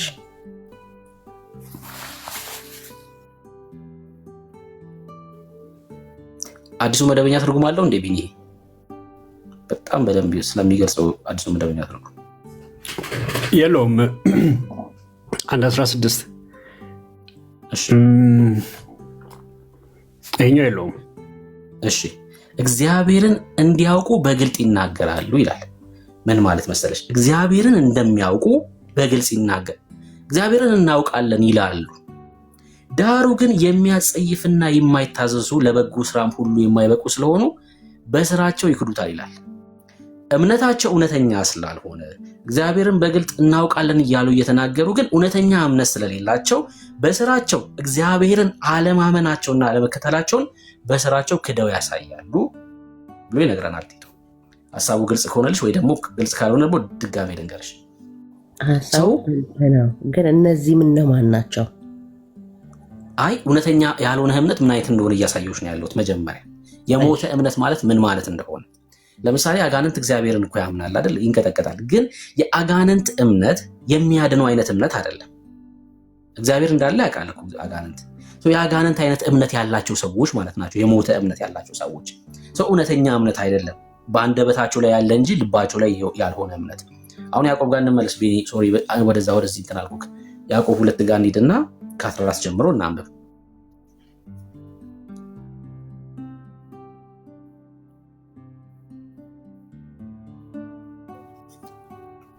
ወንድሞች ሆይ እምነት አለኝ ብሎ የሚናገረው ማን ነው? ያ ፐርሰን ነው፣ ግለሰቡ ነው። ስራ ግን የሌለው ሰው ቢኖር ምን ይጠቅመዋል? እምነት አለኝ ይላል፣ ግን ምን የለውም? ስራ የለውም። እምነት አለኝ ብሎ ግን ይናገራል። እምነቱ ላይ ጥያቄ እየተነሳበት ነው። እሺ እምነት ውስጥ ሊያድለው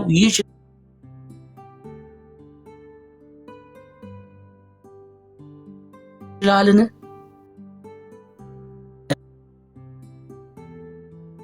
እምነቱ ያድነዋል። በስራ አልተገለጠም አይደል?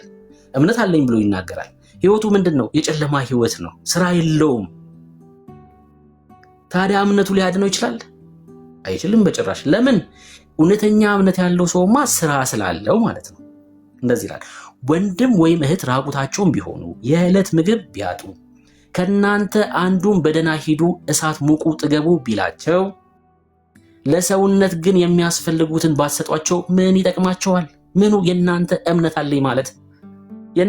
አለኝ ማለት ለነሱ መልካም ካልሆነ በስተቀር ለነሱ በሚታይ ሁኔታ ካልተገለጠ በስተቀር ምን ይጠቅማቸዋል? እምነት አለኝ እኮ ትላቸዋለህ፣ ትነግራቸዋለህ፣ የኢየሱስ ተከታይ ነህ ትላቸዋለህ። በድርጊት ግን ኢየሱስን ለነዚህ ሰዎች አልሰበክም። ምን ይጠቅማቸዋል?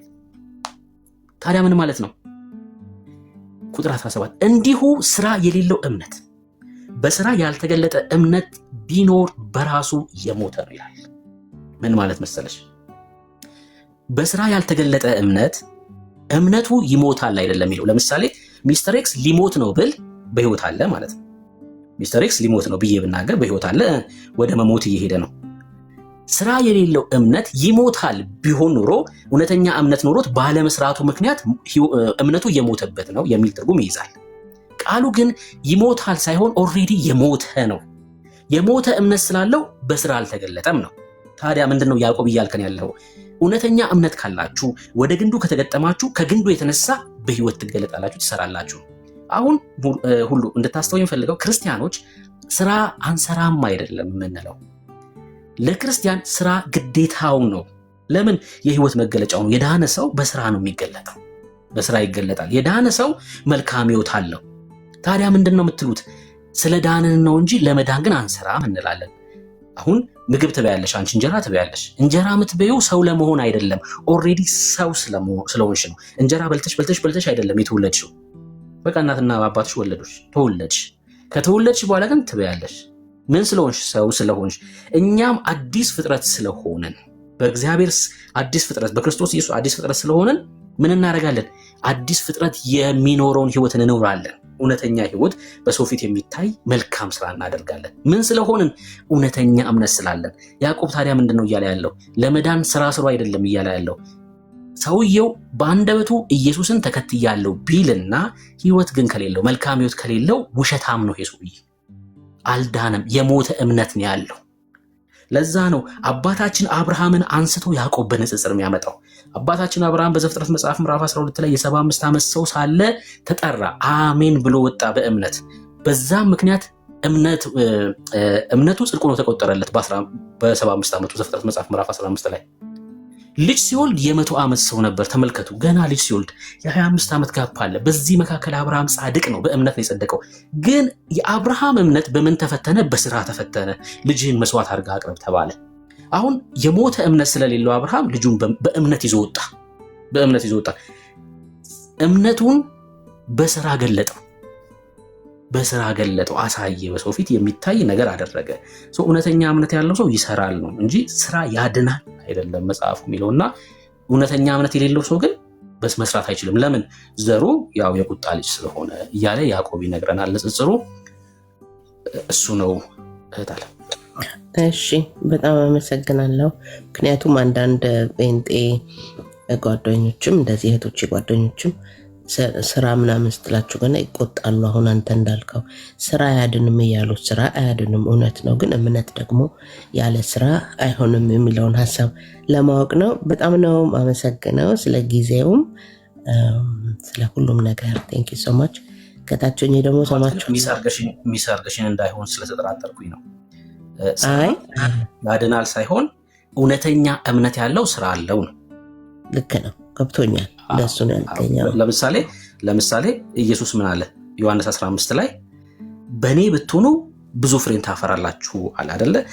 ሰው በክርስቶስ ኢየሱስ ከሆነ ብዙ ፍሬን ያፈራል ማለት ነው። ሐሳቡ ግልጽ ከሆነ እውነተኛ እምነት ያለው ሰው በኢየሱስ ይሆናል። በኢየሱስ ከሆነ ደግሞ ምን እናደርጋለን? በሰው ፊት የሚታይ ቁጥር 4 ላይ በእኔ ኑሩ እኔም በእናንተ።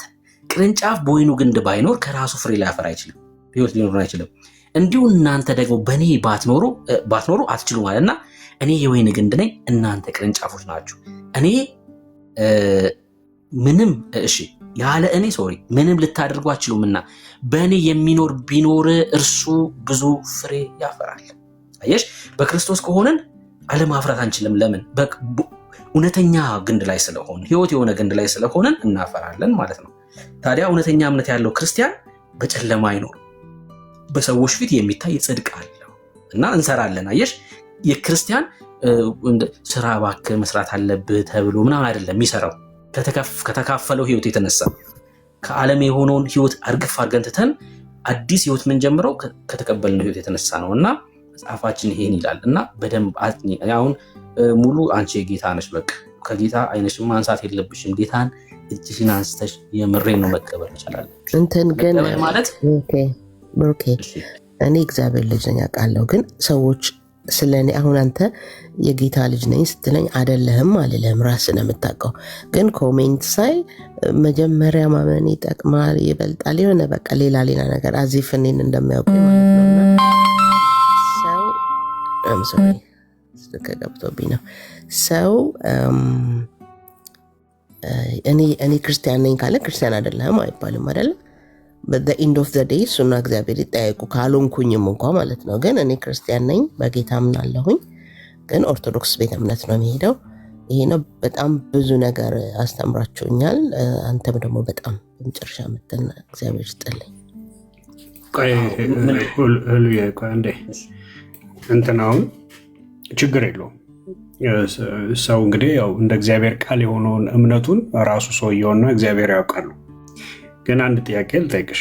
እንደ እግዚአብሔር ቃል የሆነው ለምሳሌ ጳውሎስ የጻፈልን ትእዛዝ አለ። አሁን አንቺ ኢየሱስ ጌታ እንደሆነ በአፍሽ ብትመሰክሪ እግዚአብሔርም ከሙታን እንዳስነሳው በልብሽ ብታምኚ ትድኛለሽ። ሰው በልቡ አምኖ ይጸድቃልና በአፉ መስክሮ ይድናልና። ይሄ መጽሐፍ ቅዱስ ነው። መጽሐፍ በእርሱ የሚያምን ሁሉ አያፍርም ይላልና ብሎ ጳውሎስ የነገረ ነው። ስለዚህ አሁን እኔ እስቲ አንቺ አሁን ከኔ ጋር እዚሁ እንዳለን ማይክሽን እስቲ ኦን አድርጊውና አንድ ነገር ልጠይቅሽ። እሺ ጠይቀኝ። ኦኬ እስቲ ኢየሱስ ጌታ ነው ብለሽ ለሁላችንም ንገሪኝ። ኢየሱስ ጌታ ብቻ ሳይሆን የጌቶችም ጌታ ነው። ኦኬ በጣም ጥሩ። እግዚአብሔር ከሙታን እንዳስነሳው አምናለሁ ብለሽ ንገሪኝ። አምናለሁ እንጂ በጣም አምናለሁ። ቤተክርስቲያኔ መድኃኔዓለም ቤተክርስቲያን የምንሄደው እንደዚህ ወተን እንደናንተ እየተናገረን ሳይሆን ክርስቶስን መቀበል ማለት ምን እንደሆነ ተምሬያለሁ። ከቅድስት ድንግል ማርያም የተወለደ ከእግዚአብሔር የምትለኝ ነው እንዴ? ጴንጤ ልታደርገኝ ነው እንዴ? አላልኩሽም። ኖ ጴንጤ አላደርግም። ይኸው መጽሐፉን እዚህ ጋር የተጻፈውን ነው እያነበብኩ ዝም ብዬ ማወራሽ እንትን አይደለም። ጴንጤ ሁሉ ጴንጤ ምናምን የሚለውን ከአእምሮሽ አውጪው። ኢየሱስ ነው ህይወትሽን የሚያድነው። ኦርቶዶክስም አታድንሽም። ቢኒ አታድነኝም። የሚያድነው እግዚአብሔር ነው። አንድ ነገር ልንገርህ፣ እኔ አሁን ራሱ የምትለኝን ለማለት አምኜ ነው። እኔ አምናለሁ እውነት ለመናገር ግን አምኜ ነው መሆን ያለበት እንጂ ሰው ራሱ ፈቃዱን ባልሰጠበትም እንደዛ ማድረግ ምን ጥቅም አለው? የእኔ ጉዳይ አይደለም። ኖ እኔ ቴስት ያደረጉሽ ነው። አምናለሁ ስላልሽ እንጂ ችግር የለውም። አትገደጅም፣ በጨረታው አትገደጅም። ነገር ግን የተወደድሽበትን ፍቅር ብታውቂው በጣም ጥሩ ነው ከሚል አንድ ስፍራ ላሳይሽና ከዛ እኔም በጌታ ፍቅር አሰናብትሻለሁኝ። ኦኬ ቅድም በተደጋጋሚ ከታችም ሲያሳዩሽ ነበር፣ ሲጽፉልሽ ነበር አንዳንድ ልጆች፣ ዝም ብዬ ያየው ነበርና ይኸውልሽ ከቁጥር 1 ጀምሮ ቶሎ ብዬ ላንብብልሽ። አሁን ይሄ ኦልሬዲ ኤፌሶን ሰዎች ለዳኑ ሰዎች የተጻፈ ነው እና እዚህ ጋር ነበራችሁ እያለ የሚጽፈው አለ። ከዛ ደግሞ እንዴት ደግሞ በጌታ ምሕረት እንደዳንን እዚሁ ጋር በደንብ ያሳየናል። በበደላችሁና በኃጢአታችሁ ሙታን ነበራችሁ በእርሱም በዚህ ዓለም እንዳለው ኑሮ በማይታዘዙት ልጆች ላይ አሁን ለሚሰራው መንፈስ አለቃ እንደሆነ በአየር ላይ ስልጣን እንዳለው አለቃ ፈቃድ በፊት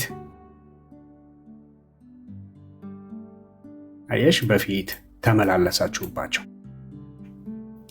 በእነዚህ ልጆች መካከል ሁላችን ደግሞ የስጋችንና የልቦናችንን ፈቃድ እያደረግን በስጋችን ምኞት በፊት ነበርን። እንደ ሌሎችም ደግሞ ከፍጥረታችን የቁጣ ልጆች ነበርን አለ።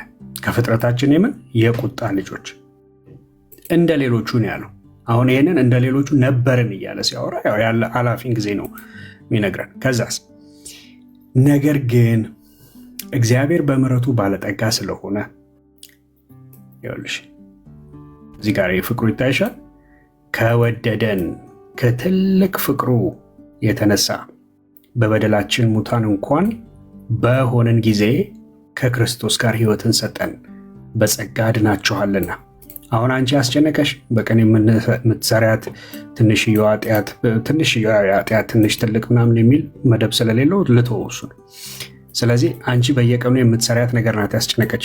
የእርሱ ፍቅር ግን ከአንቺ ኃጢአት እጅጉን የላቀ መሆኑን እጅጉን ከፍ ያለ መሆኑን እንድታቂ ከወደደሽ ከትልቅ ፍቅሩ የተነሳ በበደልሽ እንኳን ሙታን በነበርሽ ጊዜ ነው ከክርስቶስ ጋር ሕይወትን የሰጠሽ።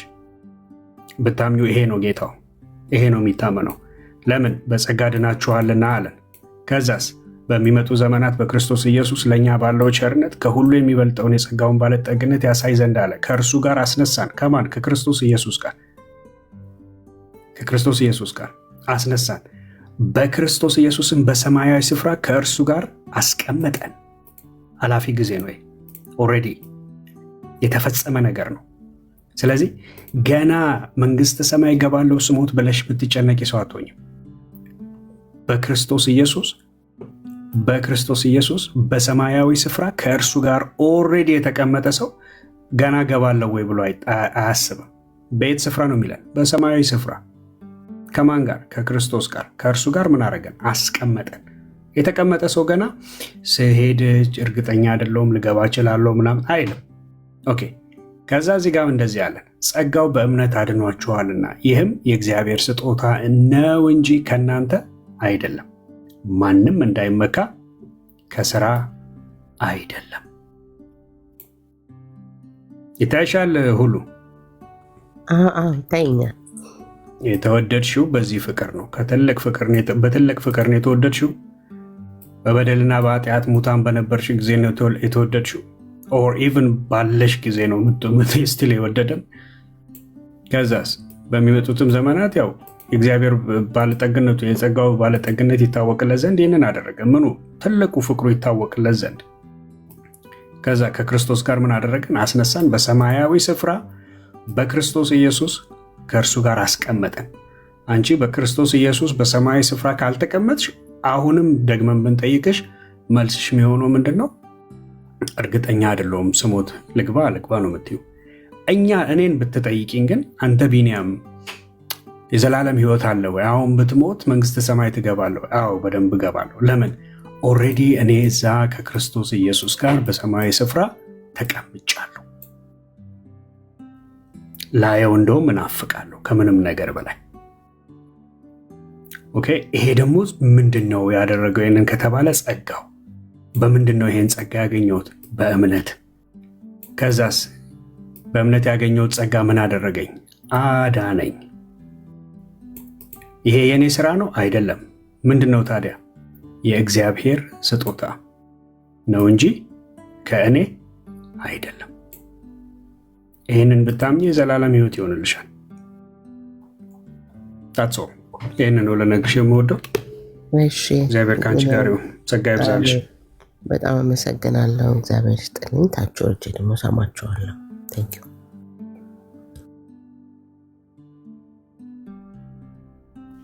እሺ ኦኬ። ሌሎች ካላችሁ መግባት ከምትፈልጉ ሰላም እንበላችሁ።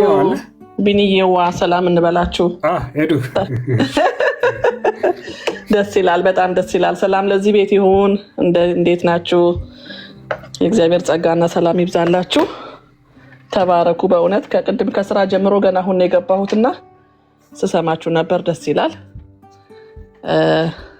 ኤርሚ ድምፁን ቢያሰማ ጥሩ ነው እንዳይዘጋብን።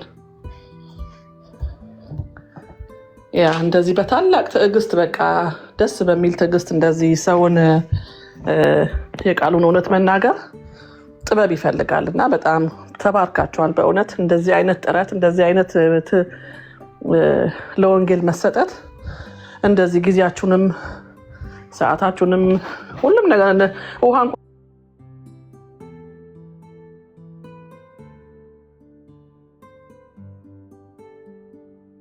የምትጠጡ አይመስለኝም አንዳንዴ እና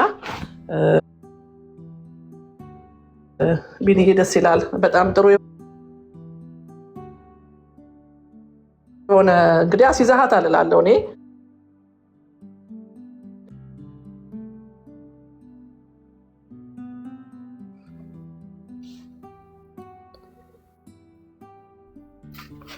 እና ጌታ ይባረክ፣ እግዚአብሔር ይመስገን ለማለት ነው። ከመጽሐፍ ቅዱስ አንድ ክፍል አንብብና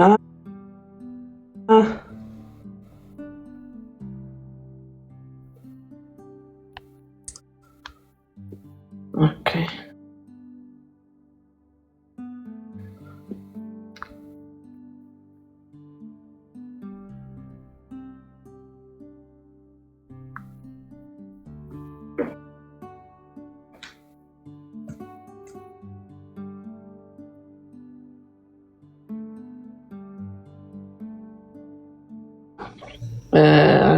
መጽሐፍ ቅዱስ ምን ይላል?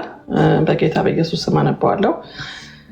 መጽሐፍ ምሳሌ ምዕራፍ 8 ቁጥር 6 ከቁጥር 5 ጀምሮ ከላይም ጀምሮ ቢሆን ጥሩ ነው። የከበረችን ነገር እናገራለሁ፣ ስሙ ከንፈሮቼም ቅን ነገርን ለመናገር ይከፈታሉ ይላል። ሃሌሉያ አሜን። እና የከበረ ነገር ነው ይሄ። ቢኒዬ፣ ሁላችሁም እዚህ ያላችሁት መርጌታ፣ ጋሽ በሌ፣ ቢኒ ለንደን፣ ብሩክዬ፣ በተለይ ብሩክ ደግሞ ያው ብሩኬ እንኳን ቢኒዬ አንዳንድ ነገር ጎልጉሎ እያወጣ ሲያነብ ያንተ ሳቅና የብሩኬ ከስራ ስሩ እያወጣ የሚያመጣቸው መጽሐፍቶች የሚያነባቸው የኤርሚን ስንሰማ የብሩኬ ደግሞ ይብሳልና አንተ የምትስቀው ሳቅና እሱ የሚያወጣቸው መጽሐፍ ይገርመኛል። እና አሁን ግን እዚህ ላይ መናገር የፈለግኩት ምንድን ነው? መጽሐፍ ቅዱስ ሲናገር ምን ይላል? የከበረችን ነገር እናገራለሁ፣ ስሙ፣ ከንፈሮቼም ቅን ነገርን ለመናገር ይከፈታሉ። አሁን ይሄ የከበረው ነገር የሚናገረው የቃሉ እውቀት ነው። የእግዚአብሔር ቃል እውቀት የከበረ ነገር ነው፣ በጣም የከበረ ነገር ነው። እና ስሙ ደግሞ ይላል። ስሙ ያው ጆሮ ያለው ይስማ ይላል መጽሐፍ ራእይ ላይም ወንጌል ማቴዎስ ላይም እንደዛ ይላል። እና ቅን ነገር ደግሞ የሚለው ደግሞ ቅን ነገር እንግዲህ ከወንጌል የሚበልጥ ቅን የለም። ወንጌል ነው ቅን፣ እውነት ወደ እውነት እሱ በመጣ ጊዜ ወደ እውነት ይመራቸዋል የሚለው ቅንነትን ነው። እና ቅን ስንሆን በቅንነት ስንናገር እንደዚህ አሁን እናንተ በቅንነት በጣም ጊዜያቸውን እንትን በማለት ሰዓታችን አሁን ልዩነቱ አሁን እናንተ ጋር ሊነጋ ነው። እና ግን የከበረን ነገር ነው እያስተላለፋችሁ ያላችሁት። ኤርሚ ድምፅህን አሰማ እንዳይጥለን ሁላችንንም። ኤርሚ ያለህ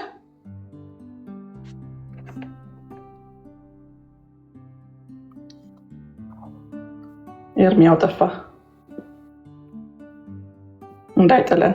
እና የከበረ ነገር ነው ያላችሁን የከበረ ነገር ያንን የከበረ የቀመሳችሁትን ያያችሁትን የሰማችሁትን የተነካንበትን ፍቅር የከበረውን ፍቅር ቅድም ኤርሚ እንደዛ ሲል ነበርና የተነካሁበት ፍቅር ብዘምርለት የማልጠግበው ጸልዬ የማልጠግበው በሌሊት የሚያነቃኝ እያለ ነበርና የከበረ ነገር ነው እሱ።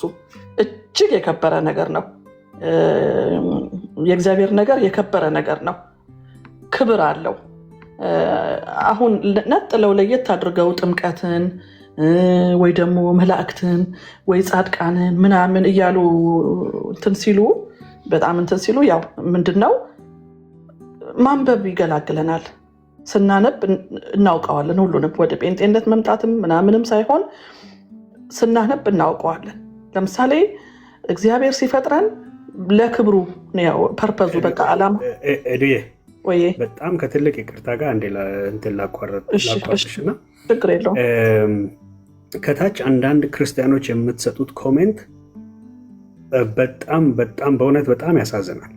በቃ እናንተ እራሳችሁንም አታውቁ ማለት ነው። እያንዳንዱ ክርስቲያን ማለት ነው የንጉሥ ካህን ነው። ሃይሊ ፌቨርድ የሆነ ነው። ፌቨር ስለተሰጠው እያንዳንዱ አድርጓል። ከከሌ እንደዚህ ያድርግ ምናምን የምትሉ ልክ አይደላችሁ። ሚውት ሁሉ ላደርጋችሁ ይችላሉ። ቱ አን ኤክስቴንት ደግሞ ብሎክም ላደርጋችሁ ይችላሉ። ራሳችሁን ጨምሮ ሁላችሁንም እዚህ የምናገለግለውም ሁሉ በጌታ በኢየሱስ ክርስቶስ ላይ ባለን እምነት በተሰጠን ጸጋ በተሰጠን ነገር ሁሉ እናገለግላለን እንጂ አንዱ ከአንዱ የሚሻል የሚበልጥ ምናምን የለም። አንድ ራስ ነው ያለን፣ እርሱም ጌታ ኢየሱስ ይባላል። እረፉ። እኔ እኮ ምንም አላየሁም። ኮመንት ቢኒ የምን ተጽፎ ነው? አይ ኢትስ ኦኬ፣ ችግር የለም። እረፉ። ያውቃሉ የጻፉ ምን እንደጻፈ ያውቃሉ። እረፉ። ኦኬ፣ የወንጌል አማኞች ናቸው። ኢትስ ኦኬ። ኖ ቀጥይ። ኦኬ፣ እሺ፣ መልዕክቱ ገብቷቸዋል። እሺ ኤርሚዬ ድምፅህን ብታሰማን ጥሩ ነው እንዳይጥለን። እና ስለ ጥምቀት ብዙ ነገር ተብሏል። በጣም ብዙ ተብሏል በጥምቀትና በእምነት ጉዳይ በጣም እና የሚሰማ ሰምቷል፣ ያልሰማው ደግሞ ቀስ ብሎ ይሰማል፣ ቀስ ብሎ ይገባዋል። እኛም እንደዛ በጥያቄና በእንትን ነው የገባን ሁሉም ነገርና ብርሃን በጨለማ ይበራል፣ ጨለማ ግን አያሸንፈውም። የእግዚአብሔር ቃል የከበረ ነው፣ ብርሃንም ነው፣ እውነትም ነው፣ ቅን ደግሞ ነው። መጽሐፍ ቅዱስ ከመጀመሪያ ጀምሮ ከጄኔሲስ ጀምሮ እስከ ሬቨሌሽን ከመጀመሪያ ከዘፍጥረት ጀምሮ እስከ መጨረሻ እውነትን ነው የሚያወራው። ስለ ኢየሱስ ነው፣ ስለ ጌታ ኢየሱስ ነው የሚናገር። መጽሐፍት ሁሉ ስለኔ ይናገራሉ ስለሚል እና እኛ መላእክትን አንንቃቸውም፣ እናከብራቸዋለን። መላእክት የከበሩ ናቸው፣ በጣም ነው የምናከብራቸው። ሲጀመር ደግሞ አይታዩም፣ አይዳሰሱም፣ አይጨበጡም፣ አይሳሉም። ስዕል ምናምን አይን፣ አፍንጫ እንደዚህ በመንፈስ ነው የእነሱ አገልግሎት፣ በመንፈስ ነው፣ አገልጋዮች ናቸው። እና ብዙ ጊዜ ይሄ ነገር ሲነገር ምንድነው እኔ ሁሌ ቢንዬ እንትን የማደርገው ኮንፌስ የማደርገው የእግዚአብሔር ቃል የዮሐንስ ወንጌል ምዕራፍ 1 ቁጥር 14 ቃልም ስጋ ሆነ ጸጋንና እውነትን አየህ፣ ጸጋንና እውነትን ተሞልቶ በእኛ አደረ። በማን? በሁላችንም ለተቀበለው ለሚቀበለው ፍቃደኛ ሆኖ የፍቃድ አምላክ ስለሆነ እግዚአብሔር አያስገድድም፣ አስገዳጅ አይደለም፣ አያስገድደንም። የፍቃድ አምላክ ስለሆነ ጸጋና እውነትን ተሞልቶ በእኛ አደረ። አንድ ልጁም በአባቱ ዘንድ እንዳለው ክብር የሆነውን ክብሩን አየን። አሁን ቅድም እዛ ጋር ምሳሌ 8 ላይ ያነበብኩት የከበረው ነገር ምላሴም የከበረውን ነገር ይናገራል የሚለው በቃ ስለ ክብር ብዙ ቦታ ተጽፏል። ያ ደግሞ የጌታችን ክብር ነው፣ የእግዚአብሔር ክብር ነው የሚገልጸው ያለው። ሌሎቹ ሁላችንም ፍጥረቱ ነን። መላእክትም ቢሆኑ ማርያምማ ሰው ነች፣ እንደውም ሰው አይደለችም የሚሉም ስላሉ ማለት ነው። እና ጥምቀትና እምነት ጥሩ ነገር የምናደርገው ቢንዬ፣ ጥሩ ነገር መስራት የምንችለው ስንጸድቅ ነው። ከጸደቅን በኋላ ነው። ስለጸደቅን ነው መልካምን ነገር የምናደርገው፣ መልካም ስራ የምንሰራው እንጂ ለመጽደቅ አይደለም። ይሄንን በተለይ ኤርሚ ደጋግሞ አስተምሮበታል። ለመጽደቅ አይደለም። ለመጽደቅ ምንም ነገር ብናደርግ ተመልሰን እዛው ነን። ለምሳሌ እኔ አሁን ጥሩ ነገር ለሆነ ነገር ባደርግ፣ ለሆነ ለተቸገረ የሚሆን ወይ ደግሞ ለሆነ ነገር ባካፍል እናንተን ብል አትመኝ የተባለውን ነገር ግን ላልፈው አልችልም። ጥሩ መኪና ወይ ጥሩ ቤት ወይ የሆነ ጥሩ ነገር ካየው ዋው ብዬ ይሄ ነገር ብዬ እመኛለሁ። እና ለዛ ግን ጸጋን የሰጠን እግዚአብሔር። ጸጋ ማንን የሰጠን? ኢየሱስ ክርስቶስን የሰጠን። እና ጸጋና እውነትን ተሞልቶ በእኛ አደረ ሲለን ጸጋ ስጦታ ነው። ቅድም ብሩኬ ደጋግሞ ሲል ነበር እምነትና ጸጋ ብሎ። ቅድም ስራ ላይ ሆኜ በደንብ ያን ያክል እንትን አላልኩትም እንጂ ስሰማው ነበርና እንደዚህ አይነት አስተምህሮ ምን እየሆንን ነው? ወዴት እየሄድን ነው? እና እምነት ነው ስጦታ ወይስ ጸጋ እያለ ብሩክዬ ሲጠይቅ ነበርና ጸጋ ስጦታ እንደሆነ ማናችንም የምናውቀው ነገር ነው። በዛኛው ቤትም ያውቁታል እንግዲህ ካላሉት በስተቀር ካልተረዱት በስተቀር ያውቁታል። እና ጸጋና እውነት ተሞልቶ በእኛ ላይ አደረ ሲል የከበረ ነገር ነው፣ የከበረ ነገር እና አንድ ልጁን ነው ከአባቱ ዘንድ እንዳለው ክብር አንድ ልጁ ኢየሱስ ክርስቶስ ዳግም ማለት ነው።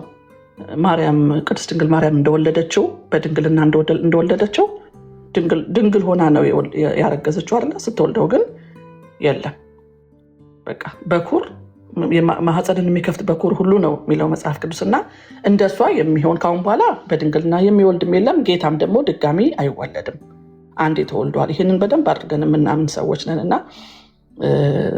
ስለ ጥምቀትም ይሁን ስለ እምነትም ይሁን ስለ ጸጋ ስለሌላው ነገር በጣም ወንድሞች እየለፋችሁ ነው። ደግሞም እግዚአብሔር በስራ ላይ ነው። በእውነት እግዚአብሔር በስራ ላይ ነው። እግዚአብሔር ሁሌ በስራ ላይ ነው። ጸሎትንና እንደዚህ አይነት ነገርን ድካምን የሚንቅ አይደለም። ሁሉም ነገር በጊዜው እያንዳንዱ ነገር ጊዜውን ጠብቆ ሁሉም ወደ መዳን ይመጣሉ። የአህዛብ ሙላት ይለናል መጽሐፍ ቅዱስና የአህዛብ ሙላት እንደሚሆን እርግጠኞች ነን ሁላችንም። የአህዛብ ሙላት ማለት በቃ ሁሉም ወንጌልን ይሰማል፣ ሙሉ በሙሉ ወንጌል ለሁሉም ይደርሳል ማለት ነው። እና ኧረ ኤርሚዬ ና እንትን እንዳይለን ናና ድምፅህን አሰማን እንዳያስወጣ። ወይ ትንሽ ናፕም እያደረገ ሊሆን ይችላል፣ ያው ረጅም ሰዓት ስለሚቆይ። ጋሽ በላይ አለህ? አለሁኝ እድል እስከሰጡኝ እየጠበቅኩ ነበረ።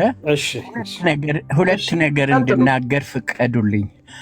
ይሄውም ሁለት ነገር ምንድን ነው? ከዚህ በፊት አንድ ጊዜ ጃኒ ዮሐንስ በከፈተው ቤት ውስጥ ገብቼ የተናገርኩትን ነገር ልድገመው።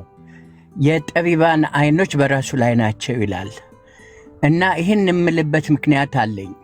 እኔ አሁን በዚህም በእናንተ ቤት ውስጥ ካየሁት እዚህ በቲክቶክ ላይ ካየሁት እውነተኛ ንጹሕ ወንጌልን የሚሰብኩና ክርስቶስን ለማስተዋወቅ የሆነ ተክልን ለመትከል የሚታገሉ ያገኘሁት የእናንተን መድረክ ነው። ለዚህ ነው አዘውትሬ እዚህ ምገባው።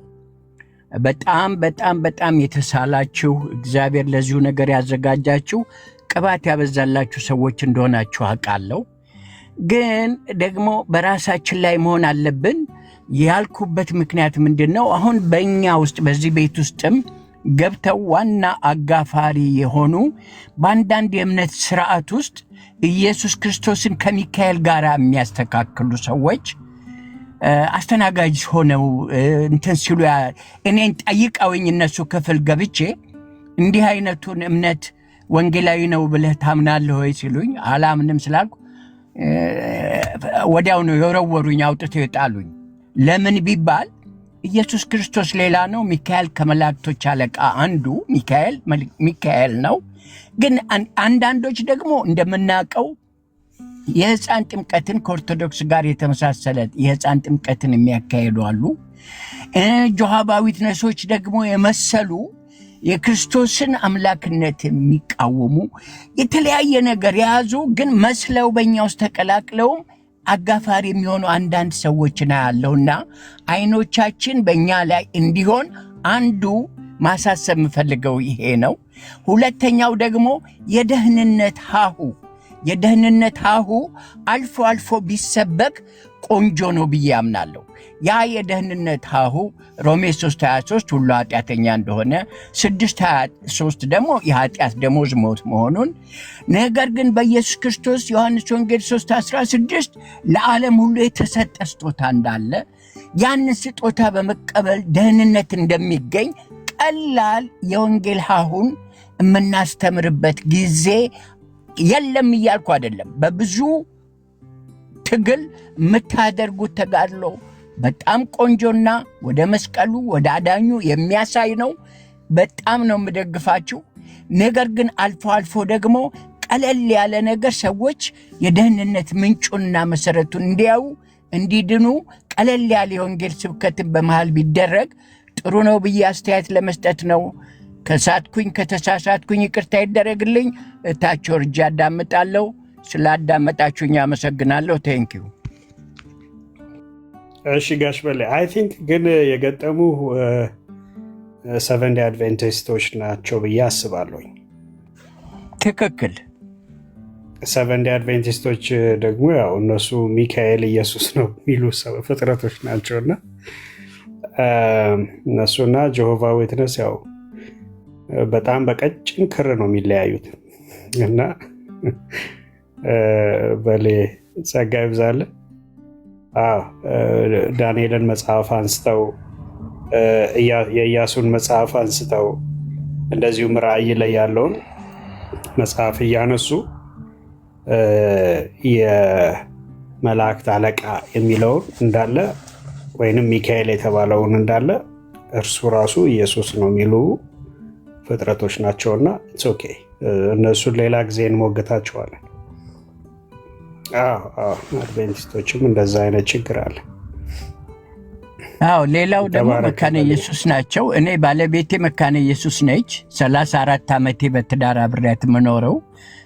ነገር ግን አምና ተጠምቃለች፣ እኔን ከተጋባን በኋላ ማለት ነው። ጥምቀትን አይቀበሉም። በሕፃንነት ጥምቀት ነው የሚያምኑት። መንፈስ ቅዱስም አይሰራም ይሉ ነበረ። በሐዋርያት ዘመን ሰርቶ ያበቃ ነው ነበር የሚሉት። ግን አሁን ሞዴሬት ሆነዋል፣ ብዙ ያሻሻሉታሉ። ስቲል ግን አንዳንድ እዚሁ መድረክ ላይ እንኳን የምሰማው እኔ ከጴንጤዎች ጋር ከምቆርብ ኦርቶዶክስ ሄጄ ብቆርብ ይቀለኛል የሚሉ ሰዎችንም ሳይ በጣም ነው ኦፌንድ መሆነው እውነት ለመናገር። እና ይሄ ምንም 99.9 ስህተት ያለበት ቦታ ሄዶ የጌታን ራት መካፈል ደስ የሚለው እውነተኛ ወንጌል አማኞች ጋር አልካፈልም የሚል እኔ አማኝ ነው ብዬም ለማለት ቸገራለሁ። ያንን ነው ብዙ አልናገርም። ቴንኪዩ። ይሄንን ለማለት ነው የፈለግኩት ኢንጀነራል። እነሱም ላይ አሁን ስራ እየሰራ ነው። እሺ ጋሽ በላይ ኦኬ። ኦርቶዶክሳውያን ካላችሁ በዚህ አጋጣሚ ኦርቶዶክሳውያን፣ ካቶሊክ፣ ሉተራን ካላችሁ መግባት ትችላላችሁ።